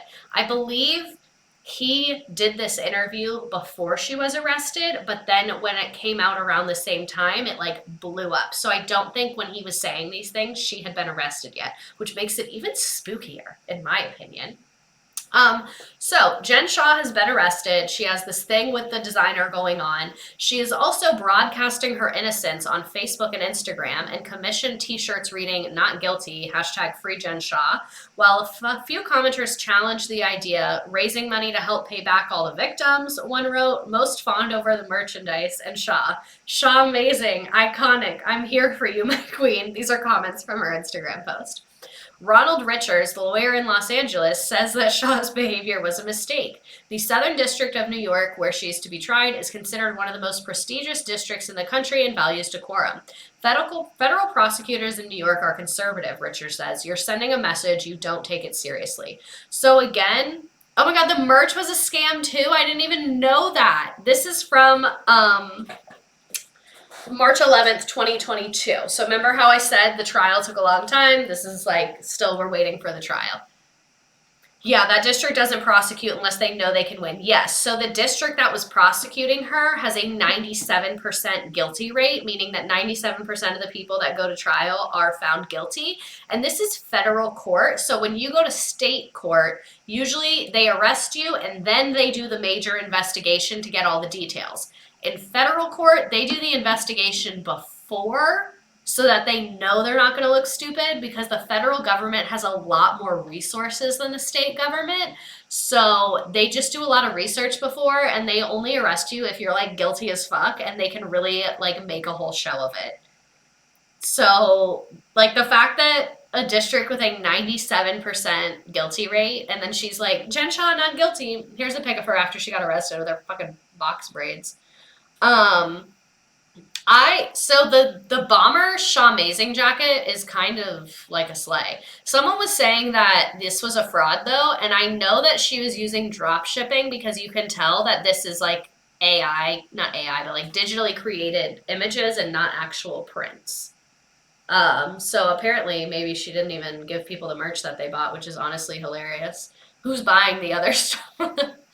Okay, so Shah initially pled not guilty. During a virtual arraignment, an arraignment is, I think, where they, like, explain the charges to you, I think. So during a virtual arraignment on April 2nd, 2021, which is shortly after she got arrested, about a month after she got arrested, Shah pled not guilty to 1 count of conspiracy to commit wire fraud in connection with telemarketing and 1 count of conspiracy to commit money laundering. So she was like, I'm not doing that shit. And she said, I didn't do that shit. Oh, drop shipping? Drop shipping means that people are buying something from you, but you're not actually fulfilling the order. So like when my merch comes out and you buy it, I'm not going to put it in the box and send it to you. A company is going to do that and they send it to you. And then like the company keeps some of the money and I keep some of the money, but you're buying it from me, if that makes sense. So it's buying cheap things and then selling it at a markup. Either like you're selling it as the same thing or like what I'm doing where a company prints it. And then, so drop shipping is basically just buying something from one company and then selling it, but you are not physically touching it. Like it's all over there. That's why I demanded to order everything beforehand because I was like, drop shipping scares me because they could just be sending people anything and you wouldn't know. But I know because I bought it. The TikTok mystery bundles are usually drop shipping. Yes, a lot of times when you get a mystery bundle, it's just a bunch of random stuff from other companies. So anyway, Judge Sidney Stein set Shah's bail at $1 million and gave her 1 week to pay the $250,000 bond in cash or property. And originally her trial was set for October 21st, and then it got delayed multiple times until July 22nd. And this is from coverage of the 2021 pre-trial press conference is where this came from. So in the summer of 2021, Shah requests to dismiss her case for the first time, citing reasons like blurry vision. In the summer of 2021, a legal filing by Shah's team said that the indictment failed to provide sufficient evidence to prove that she joined the conspiracy willfully and with the specific intent to defraud, and to prove that fraudulent and material promises were made to victims. Shah's legal team argued, per the legal filing, that she signed her Miranda rights over involuntarily. So your Miranda rights are what they say to you, like when you get arrested and they say, you have the right to remain silent, you have the right to an attorney, all that stuff. That's your Miranda rights. Jen signed saying, I am waiving my Miranda rights, meaning like, I don't need to talk to my attorney and I'm going to talk to you right now. Never waive your Miranda rights. I do not care what they are telling you. Do not waive your Miranda rights. Also, the police are allowed to lie to you. They are legally allowed to lie to you. So the police might tell you, we already have you on this. If you waive your Miranda rights, we can help you. I'd like to speak to my attorney. I'd like to speak to my attorney. The only thing you should ever say to police officers is, am I free to leave? And I would like to speak to my attorney. That's it. Jen Shah was in there waving her Miranda rights with her husband being a whole ass lawyer. Miranda was not even in the room. I feel like the cops shouldn't be allowed to lie. I agree they should not be allowed to lie, but they are in all 50 states. So if cops are talking to you, just keep that in mind. You want to get a lawyer in there ASAP. You can talk your way into trouble, but can't talk your way out. Speak for yourself. I can. No, I'm just kidding. Always, just if cops are talking to you, am I free to go? I'd like to speak to a lawyer. Am I free to go? I'd like to speak to a lawyer. They have to get you a lawyer. If you don't have a lawyer, still just say that. Okay, so anyway, Shah's legal team argued that she signed the Miranda waiver involuntarily, claiming that she was unable to read unable to read the Miranda waiver due to having blurry vision because of her dry contact lenses. The judge immediately denied this and was like, absolutely not. Apparently, not only does this just sound stupid, she literally told the cops that she was having trouble seeing, so they read it aloud to her and gave her contact lens solution. The Leah Michelle defense. Stop. Stop! Okay, so Shah again requested the courts dismiss her case in late 2021, which was also denied. December 2021, Shah made a request to dismiss her case per legal filings after the ABC News documentary dropped on Hulu, The Housewife and the Shah Shocker. I did not think it was that great, did not give us that much information. Was released which covered Shah's telemarketing scam and featured victims, legal experts, and family and friends. On December 10th, per legal filings, Judge Sidney Stein denied Shah's request again in an order filed in the New York court and wrote, dismissal of an indictment is an extreme sanction that's only to be utilized in a rare case. Stein said there's been no evidence whatsoever that preferred to suggest Shah's right to a fair trial compromised or prejudiced in any way. So she keeps trying to get them to throw the case out, and they're like, no, because nothing's wrong. So originally she was like, I couldn't see, and they were like, we read it to you. And then she was like, well, they're talking about it on TV, so I can't have a fair trial. And they were like, yeah, you can. Not everyone watched that.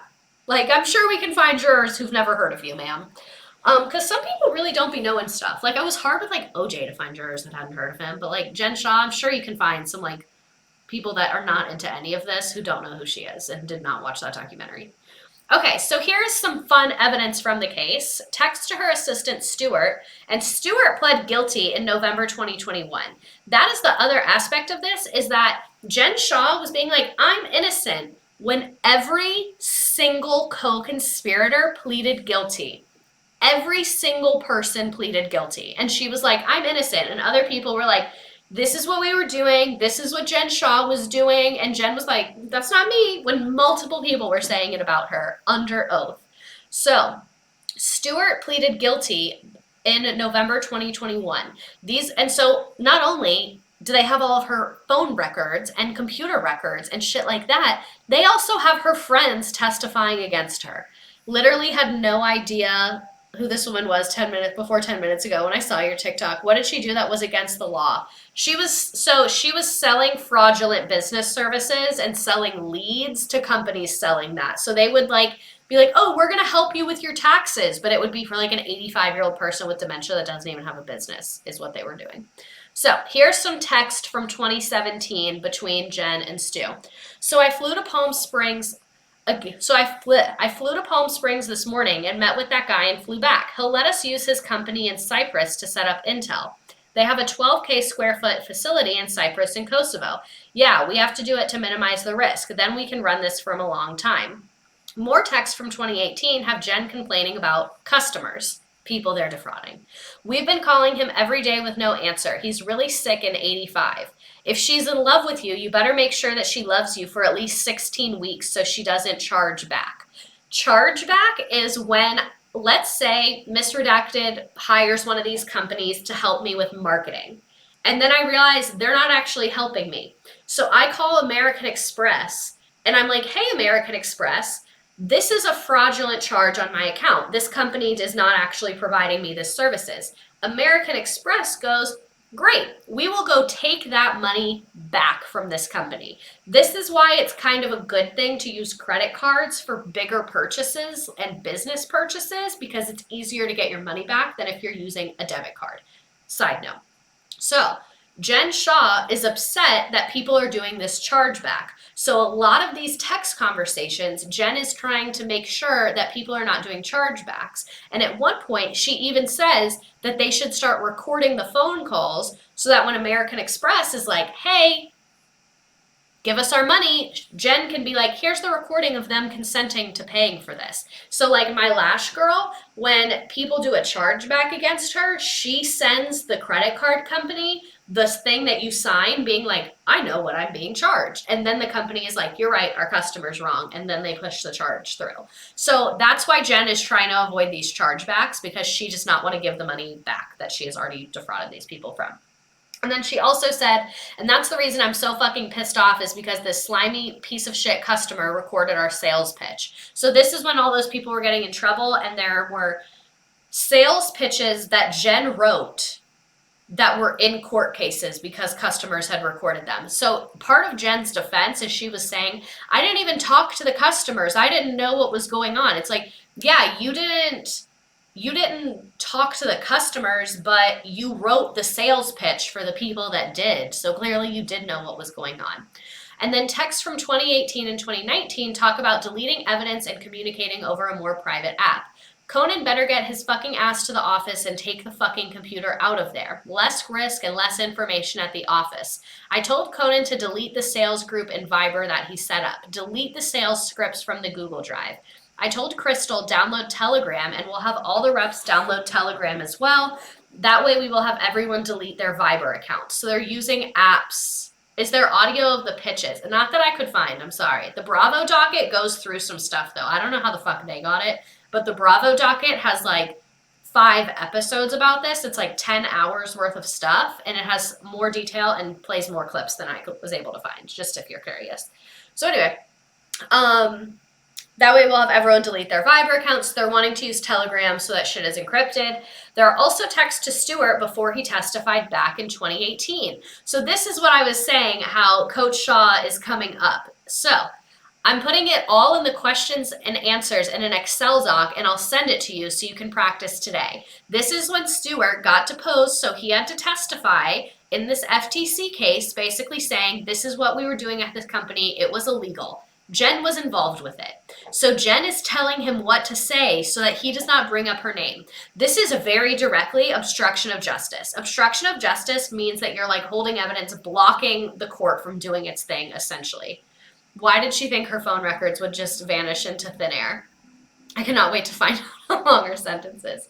So she said, I emailed it to you, save it on your laptop and delete the email. Your go-to answer is, I don't know, I don't remember. I don't know is the best thing, is the best thought, because if you don't know, you don't know. This is the part I felt so betrayed like this, because as we know, I'm a Sharif fan. Like if Sharif has one fan, it's me. And the fact that, this is her text, she said, Sharif will help us on any questions we're unsure of how to best answer or phrase it. I have a list to ask him about. Sharif, no! This is not who we are. This is not what we represent. What law school did Lawyer Shah graduate from? The University of Utah, I think. I would have ran away to Kosovo if I was her. We were rooting for you. We were all rooting for you. How dare you? I love Coach Shah. I can't believe he would do this. But the government didn't go after him, so my guess is there's no evidence that he actually helped. So maybe he never helped. Maybe she said she was going to get his help and she actually didn't. That's the narrative that I'm going to go with.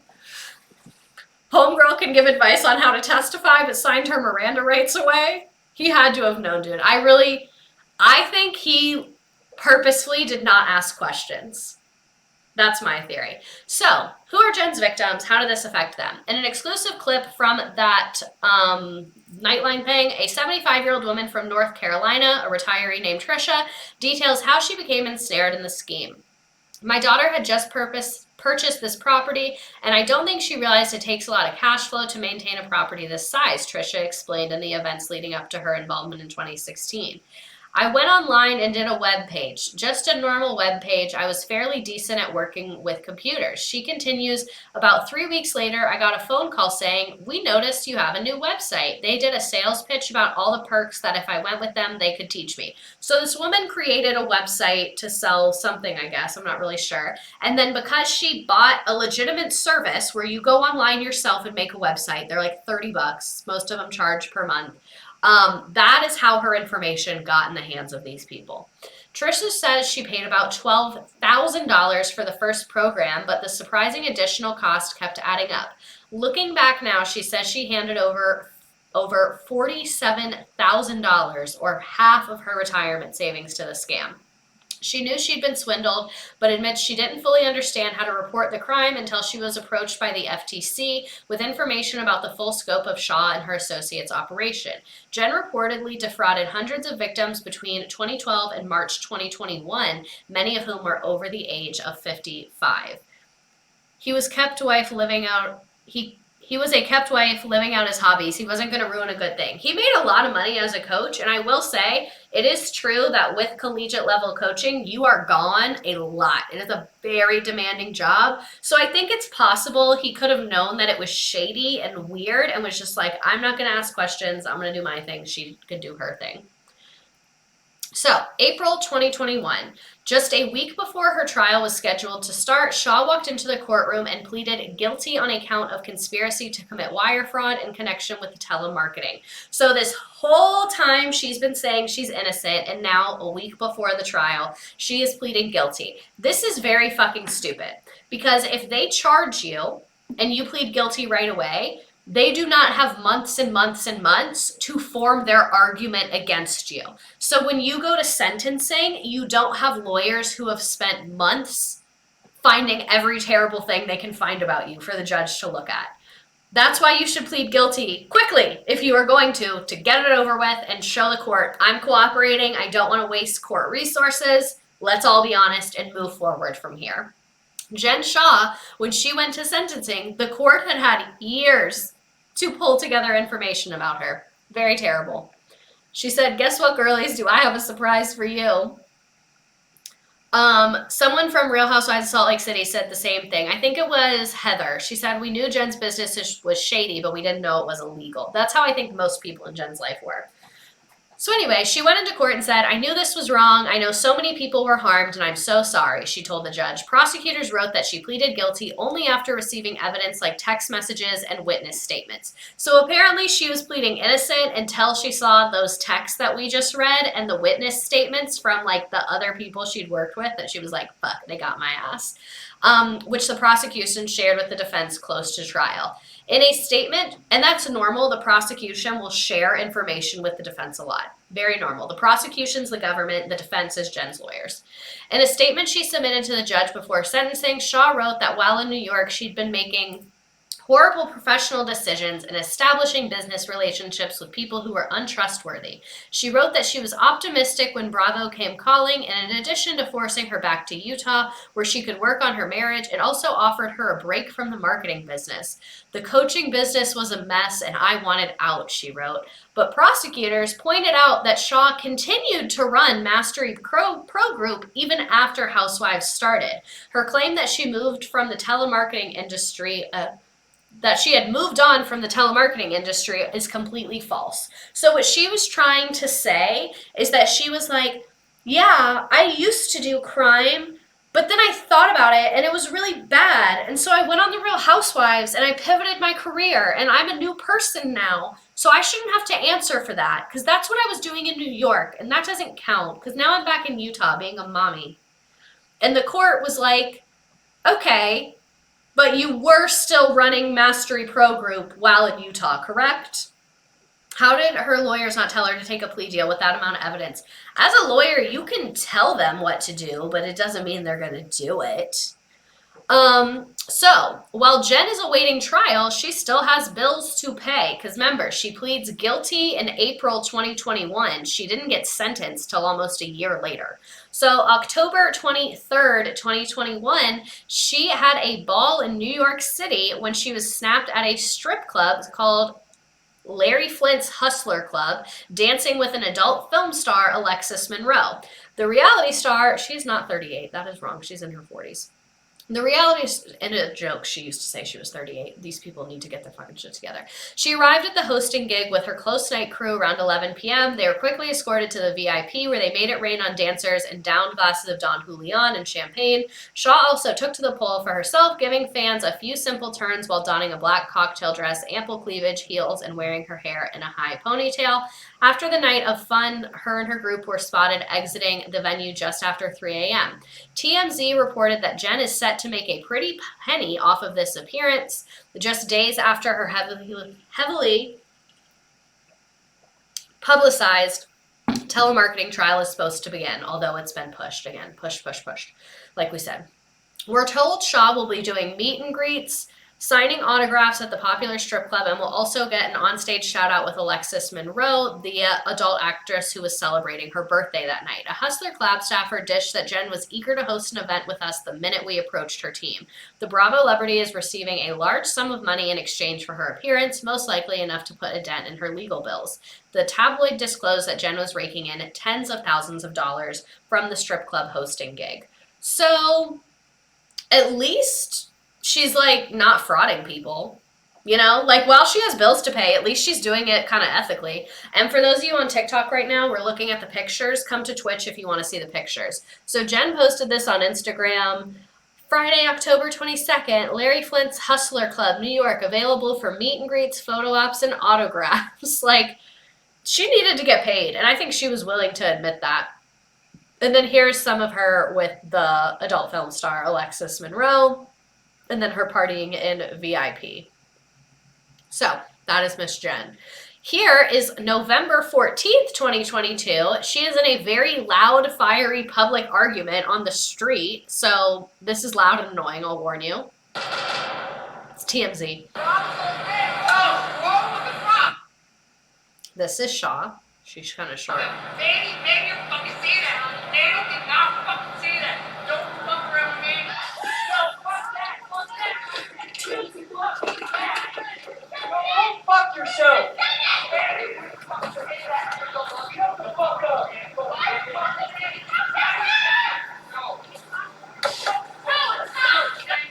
No, fuck that.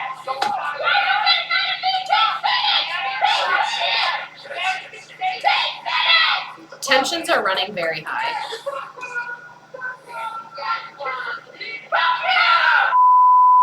I don't think it's her son. I don't know, though.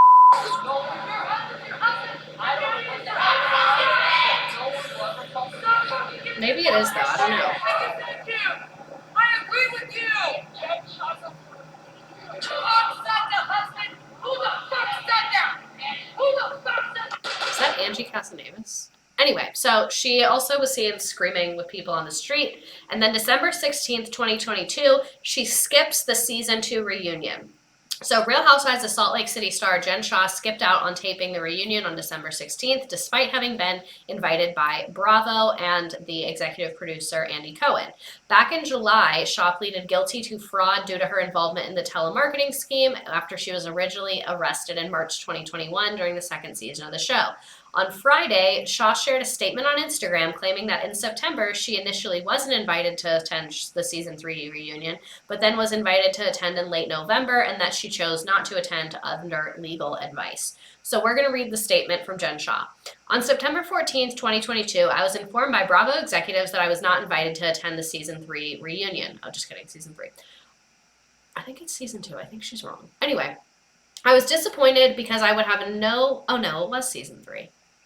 Sorry, I'm an idiot. I was disappointed because I would have no venue to confront the inaccuracies and address my storyline with cast members. Out of nowhere on November 29th, 2.5 weeks ago, I was invited to attend. I was elated to learn I would now have a voice at the reunion. I was clear with Bravo that she was at 2, she wasn't at 3. Yeah, so this is season 3. Sorry. I kind of molded season 2 and 3 together. Sorry about that. I was clear with Bravo that out of respect for the courts and the standing judicial order, I would not be in a position to discuss anything related to my legal case or sentencing. Bravo found this unsatisfactory and said they expected to discuss that storyline. The expectation has no regard for me or my family's well-being, so under legal advice, I will not be attending the reunion. I need to refocus on the most important thing in my life, my family. Her lawyers, if you go to that damn reunion, Jennifer, I swear to God. So, Jennifer had her 11th hour plea, like we said, with scant leverage. She agreed to tough terms. So that's why I said, if you plead guilty early on, they're a lot nicer than if you do it last minute.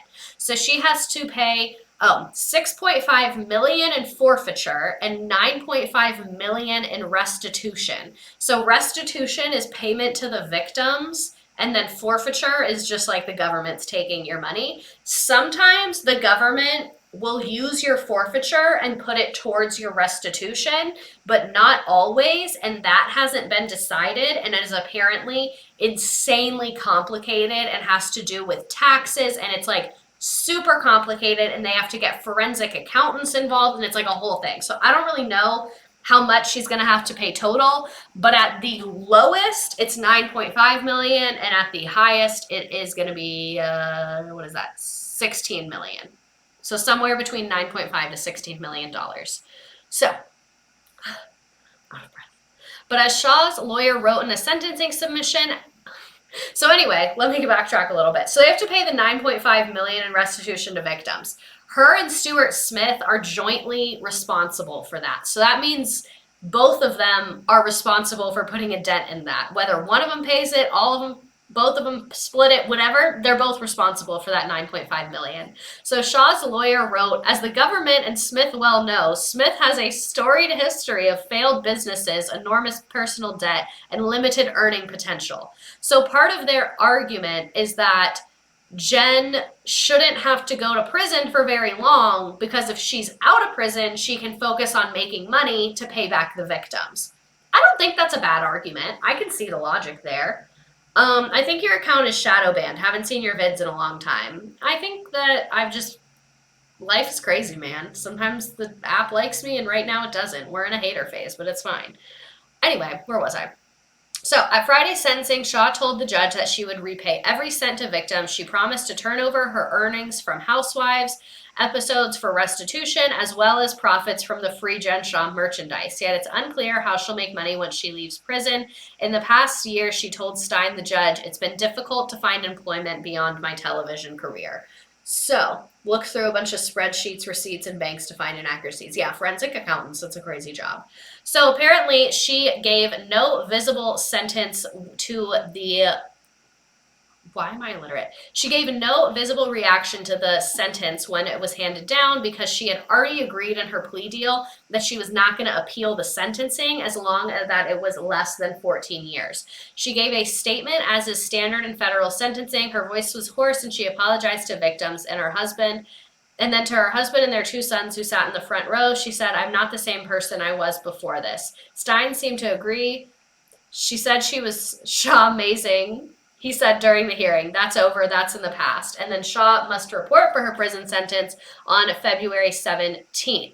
So, she was sentenced to 6.5 years in prison in addition to paying that restitution money. So this is from February 17th, 2023. Real Housewives of Salt Lake City star Jen Shah arrived to a federal prison camp in Texas to begin her 6.5-year prison sentence for running that scheme. She surrendered at prison camp Bryan, about 100 miles northwest of Houston, after pleading guilty. The facility is a minimum petition for Real Housewives behind bars. Oh my God. Okay, the facility is a minimum security prison that lacks cells, barbed wires, or fencing, which experts call the gold standard for serving prison time.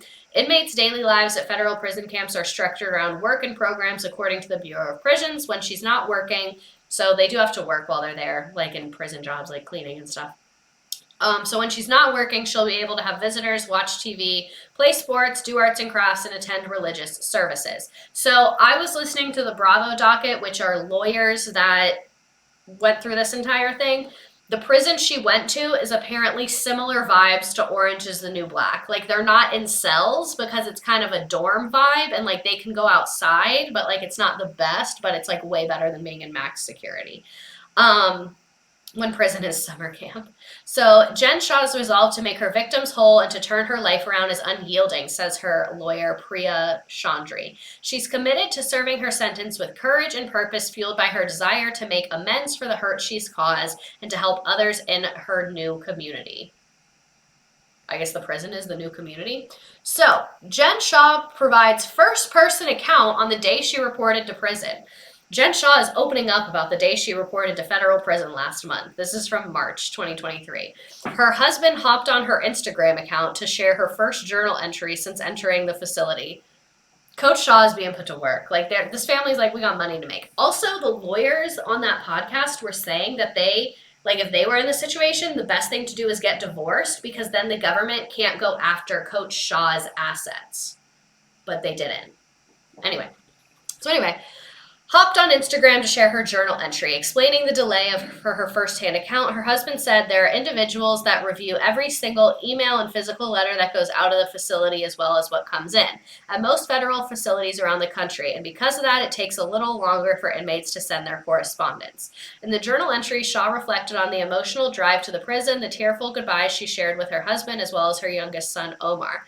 2 miles from the prison camp, I could not breathe and my hands went numb. I knew I was having an anxiety attack. Shah, 49, wrote, I made Coach pull over because our reception was poor while I was driving and I was not able to FaceTime my oldest baby. We finally connected. I saw his face and I cried so hard until he reassured me that it would be okay. I didn't think I'd make it through the day. It felt surreal. Of driving to Bryan FBC, she was just minutes away from having to surrender, calling it her worst fear, and the unimaginable was about to happen. We approached the gates and we were told to pull into the parking stall next to a white van.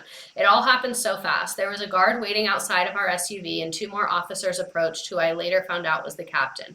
As she explained, I leaned over the seat next to me and hugged Omar as tight as I could and cried and buried my head into his chest and held him tight as I would not want could not face the reality that this would be the last time I hugged him for a while.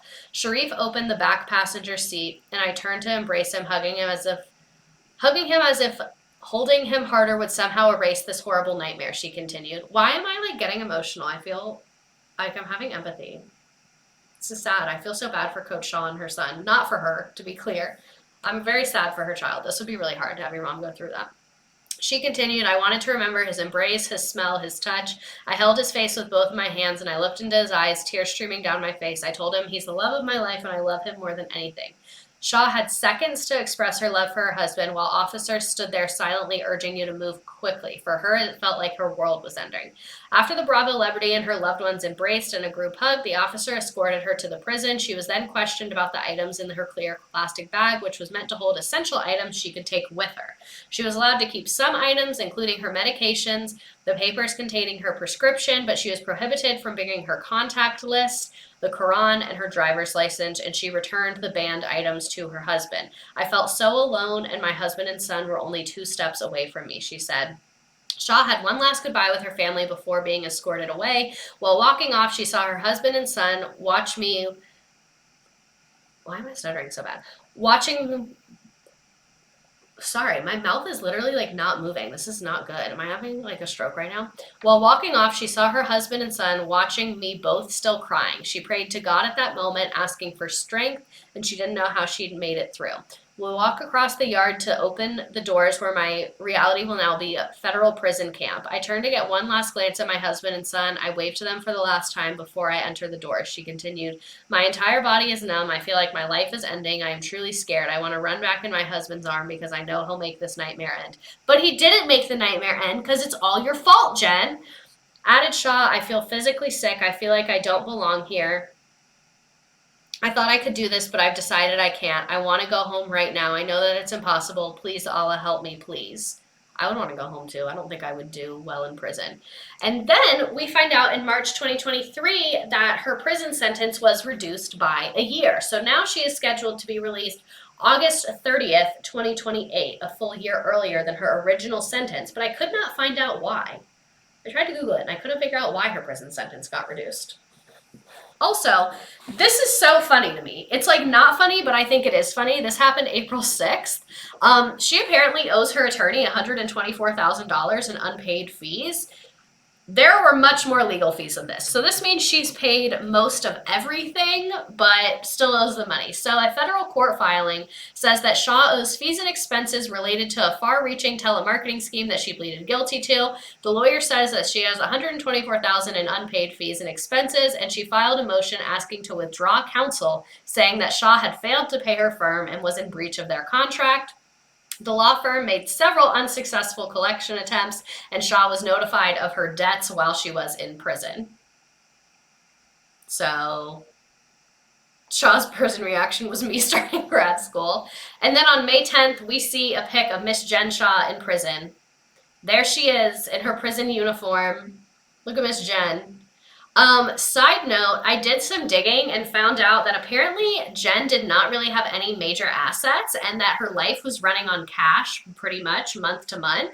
Apparently her $3.9 million Shah ski chalet was a rental, which came out on season 2 or 3, I believe, where they were like, oh, we moved because our lease was up. So the 9,000 square foot home was owned by an investment company. She was renting it. And apparently, off reality TV and actual reality, her longtime home was located in Sandy, Utah, which she owned with her husband. They bought it for $300,000 and it sold for $2,000 and $13,000 in 2020. So around the time that she went on the show, they sold their regular person house and moved into this very fancy rental. Here is her regular person house.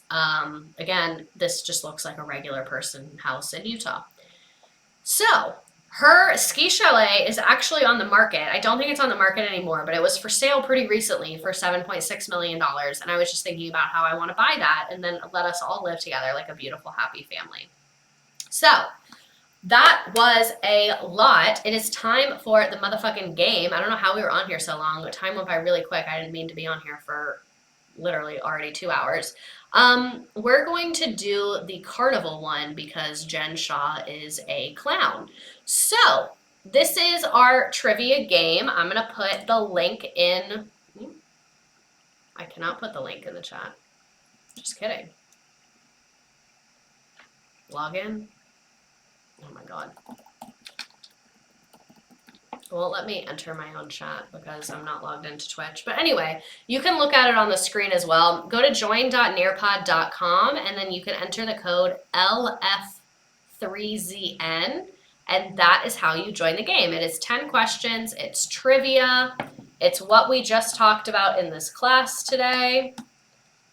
I'm not asking for your email address or anything of the sort. Oh my God, I hate how it logs me out. Like, how am I logged in enough to go live, but apparently not logged in enough to send a chat in my own chat? That just does not make sense to me. Does that make sense to any of you? And now I can't even see your chat while I'm doing this, so I'm hoping that you're joining the game. Yeah, remember this computer for 30 days. You mean the computer I've been using this whole time? Okay. Oh my God, what is happening right now? So, I'll give you a couple seconds to join the game. Again, join.nearpod.com, LF3ZN. You can enter a joke as a name. Just don't put like a slur or anything because that's stupid. I don't know why the nickname feature is there. It literally doesn't do anything, but I'll give you a couple seconds to join. You get to pick a little character, and then we get to do a little trivia game. Yay! Eras Tour Parking Lot 13, can you explain how to subscribe with Amazon Prime, please? Well, you must have really liked the aspects of being a teacher. Yes, I do. So apparently, if you want to subscribe with Prime, I haven't done it because I don't have Amazon Prime, but if you go to the settings of your account, there's an option to connect your Prime account, and then you get the free subscriptions. So, I'm going to give you a couple more seconds to join. I should have done Elf on the Shelf husband. Just happy to be here. A Chili's parking lot. I'll give people a couple more seconds to join. Elizabeth Holmes is going to be in the same prison as Jen Shah? What? That's crazy. That's wild. Okay, I'm going to go ahead and hit start on the game because I'm hungry, so I want to eat dinner soon. It'll still let you join if you're late. They can make a girl boss club. What did we learn about today?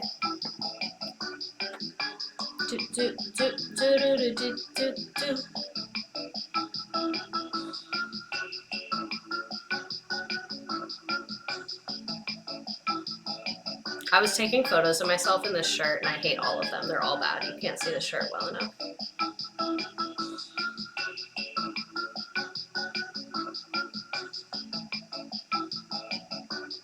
We'll be redoing later. Never mind, blocked, reported. They're gonna run a used panty scheme like an Orange is the New Black. Oh my god, Joe! Don't talk about this at work. Shh. Don't put my government name here either, but I'm glad you're here. You just missed it. We've been talking about Jen Shah for 2 hours. What torture happened at Prosper Learning? Do, do, do, do, do, do, do. You missed the beginning? Well, class is every week at 7:30. Be on time next time. Lizzie Lou, thanks for subscribing for 4 months. This was lovely to watch as I sew my dress for Eras tour next weekend. I hope you guys have a great time at Miss Taylor Swift. I really respect your culture.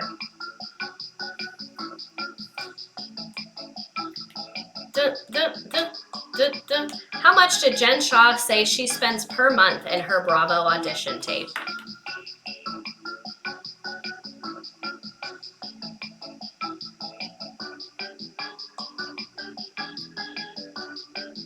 I told you this was going to be in the game. A fraudulent parking lot stop.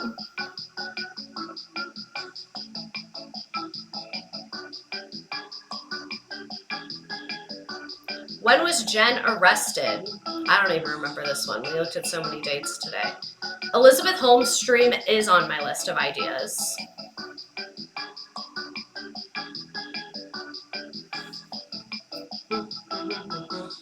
I regret putting this question. I don't like it. I'm a fraudulent parking lot. Of course you are, Lemur Banana. Let's see what the right answer to this was. I don't even know. I think it's March 2021. See, like, I can know things without knowing them. I was right. The fact that I'm doing well when my cat screams should be impressive. It's very impressive. Which staff member went public saying that Jen traumatized him? A Panera parking lot. Thanks for subscribing with Prime. I need to eat something. I feel like shit right now. Wow. It's not good.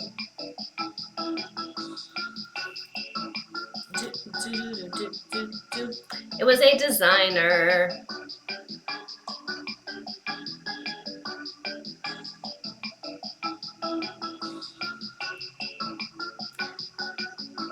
Lil Birdie, thanks for subscribing with Prime. Oh, this stream is how I convince myself to go to therapy every week. I finish therapy at 7:25, so it's like a little treat for my mental health after. I love that. I'm so glad I get to be your little treat. Was Jen aware that what she was doing was illegal? Yes, she had seen and followed other cases. She knew this was illegal. Even if she said she doesn't, we know she knew. I just remember that subscribing with Prime was a thing. Exactly. How old were most of Jen's victims? We're on question 8 of 10.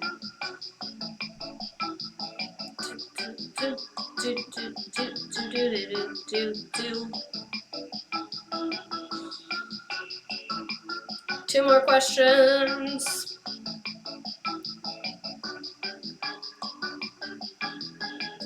What did Jen do for income while she was awaiting sentencing?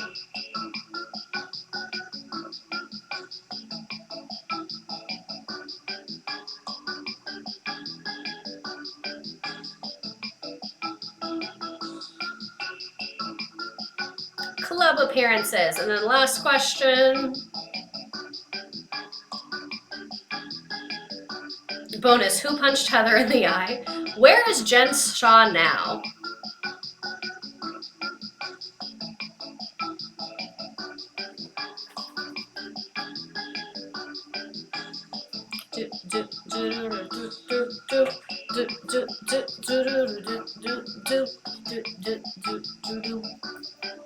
Alrighty, we have Michaela in first place, then Panda Girl 718, purple, Caitlin Karras, Rex is new. What this? A trailer, Jen's rental properties, a Trader Joe's parking lot, Raspberry Rosette, Beck, Tonya Harding, Shoelace, a fraudulent parking lot, Savannah, Melatonin Bay, a ski chalet parking lot, and I will scroll through the rest. Jen Shah's prison wife, an IKEA cafeteria, Jen Shah's prison parking lot. All right, nice job, nice job. Last thing I wanted to give you the chance to do is what do we want to stream about next week? So our choices are The Wolf of Wall Street, the Jordan Belfort guy, The Rise and Fall of Abby Lee Miller, or The Life and Death of Lula Rowe. Beauty Lab parking lot. Also, I'm going to end the TikTok live. Good night, peace and blessings. And we are almost done with why do people keep asking me things? Oh. Alrighty, it looks like The Rise and Fall of Abby Lee Miller is winning. So that is going to be our plan. Unless I look into it and it's boring, then we won't do it. But that is the plan. I will leave the memes up here for literally 2 seconds, so you better be prepared. Not Abby Lee Miller willing. She's so annoying and toxic. Exactly. Oh, bestie, it's not going to be boring. That's what I figured. So, thank you all for being here. What is this? Oh, here's her inmate number. Should we send her mail? Me clueless when the class started. Torture. If anything, I'm too giving. Sure, Jen. Oh my god, how'd you make it say Jen? I thought it would say Jan. Jen, when her own text implicating herself and Sharif was read out in court. Stop. I'm saving this.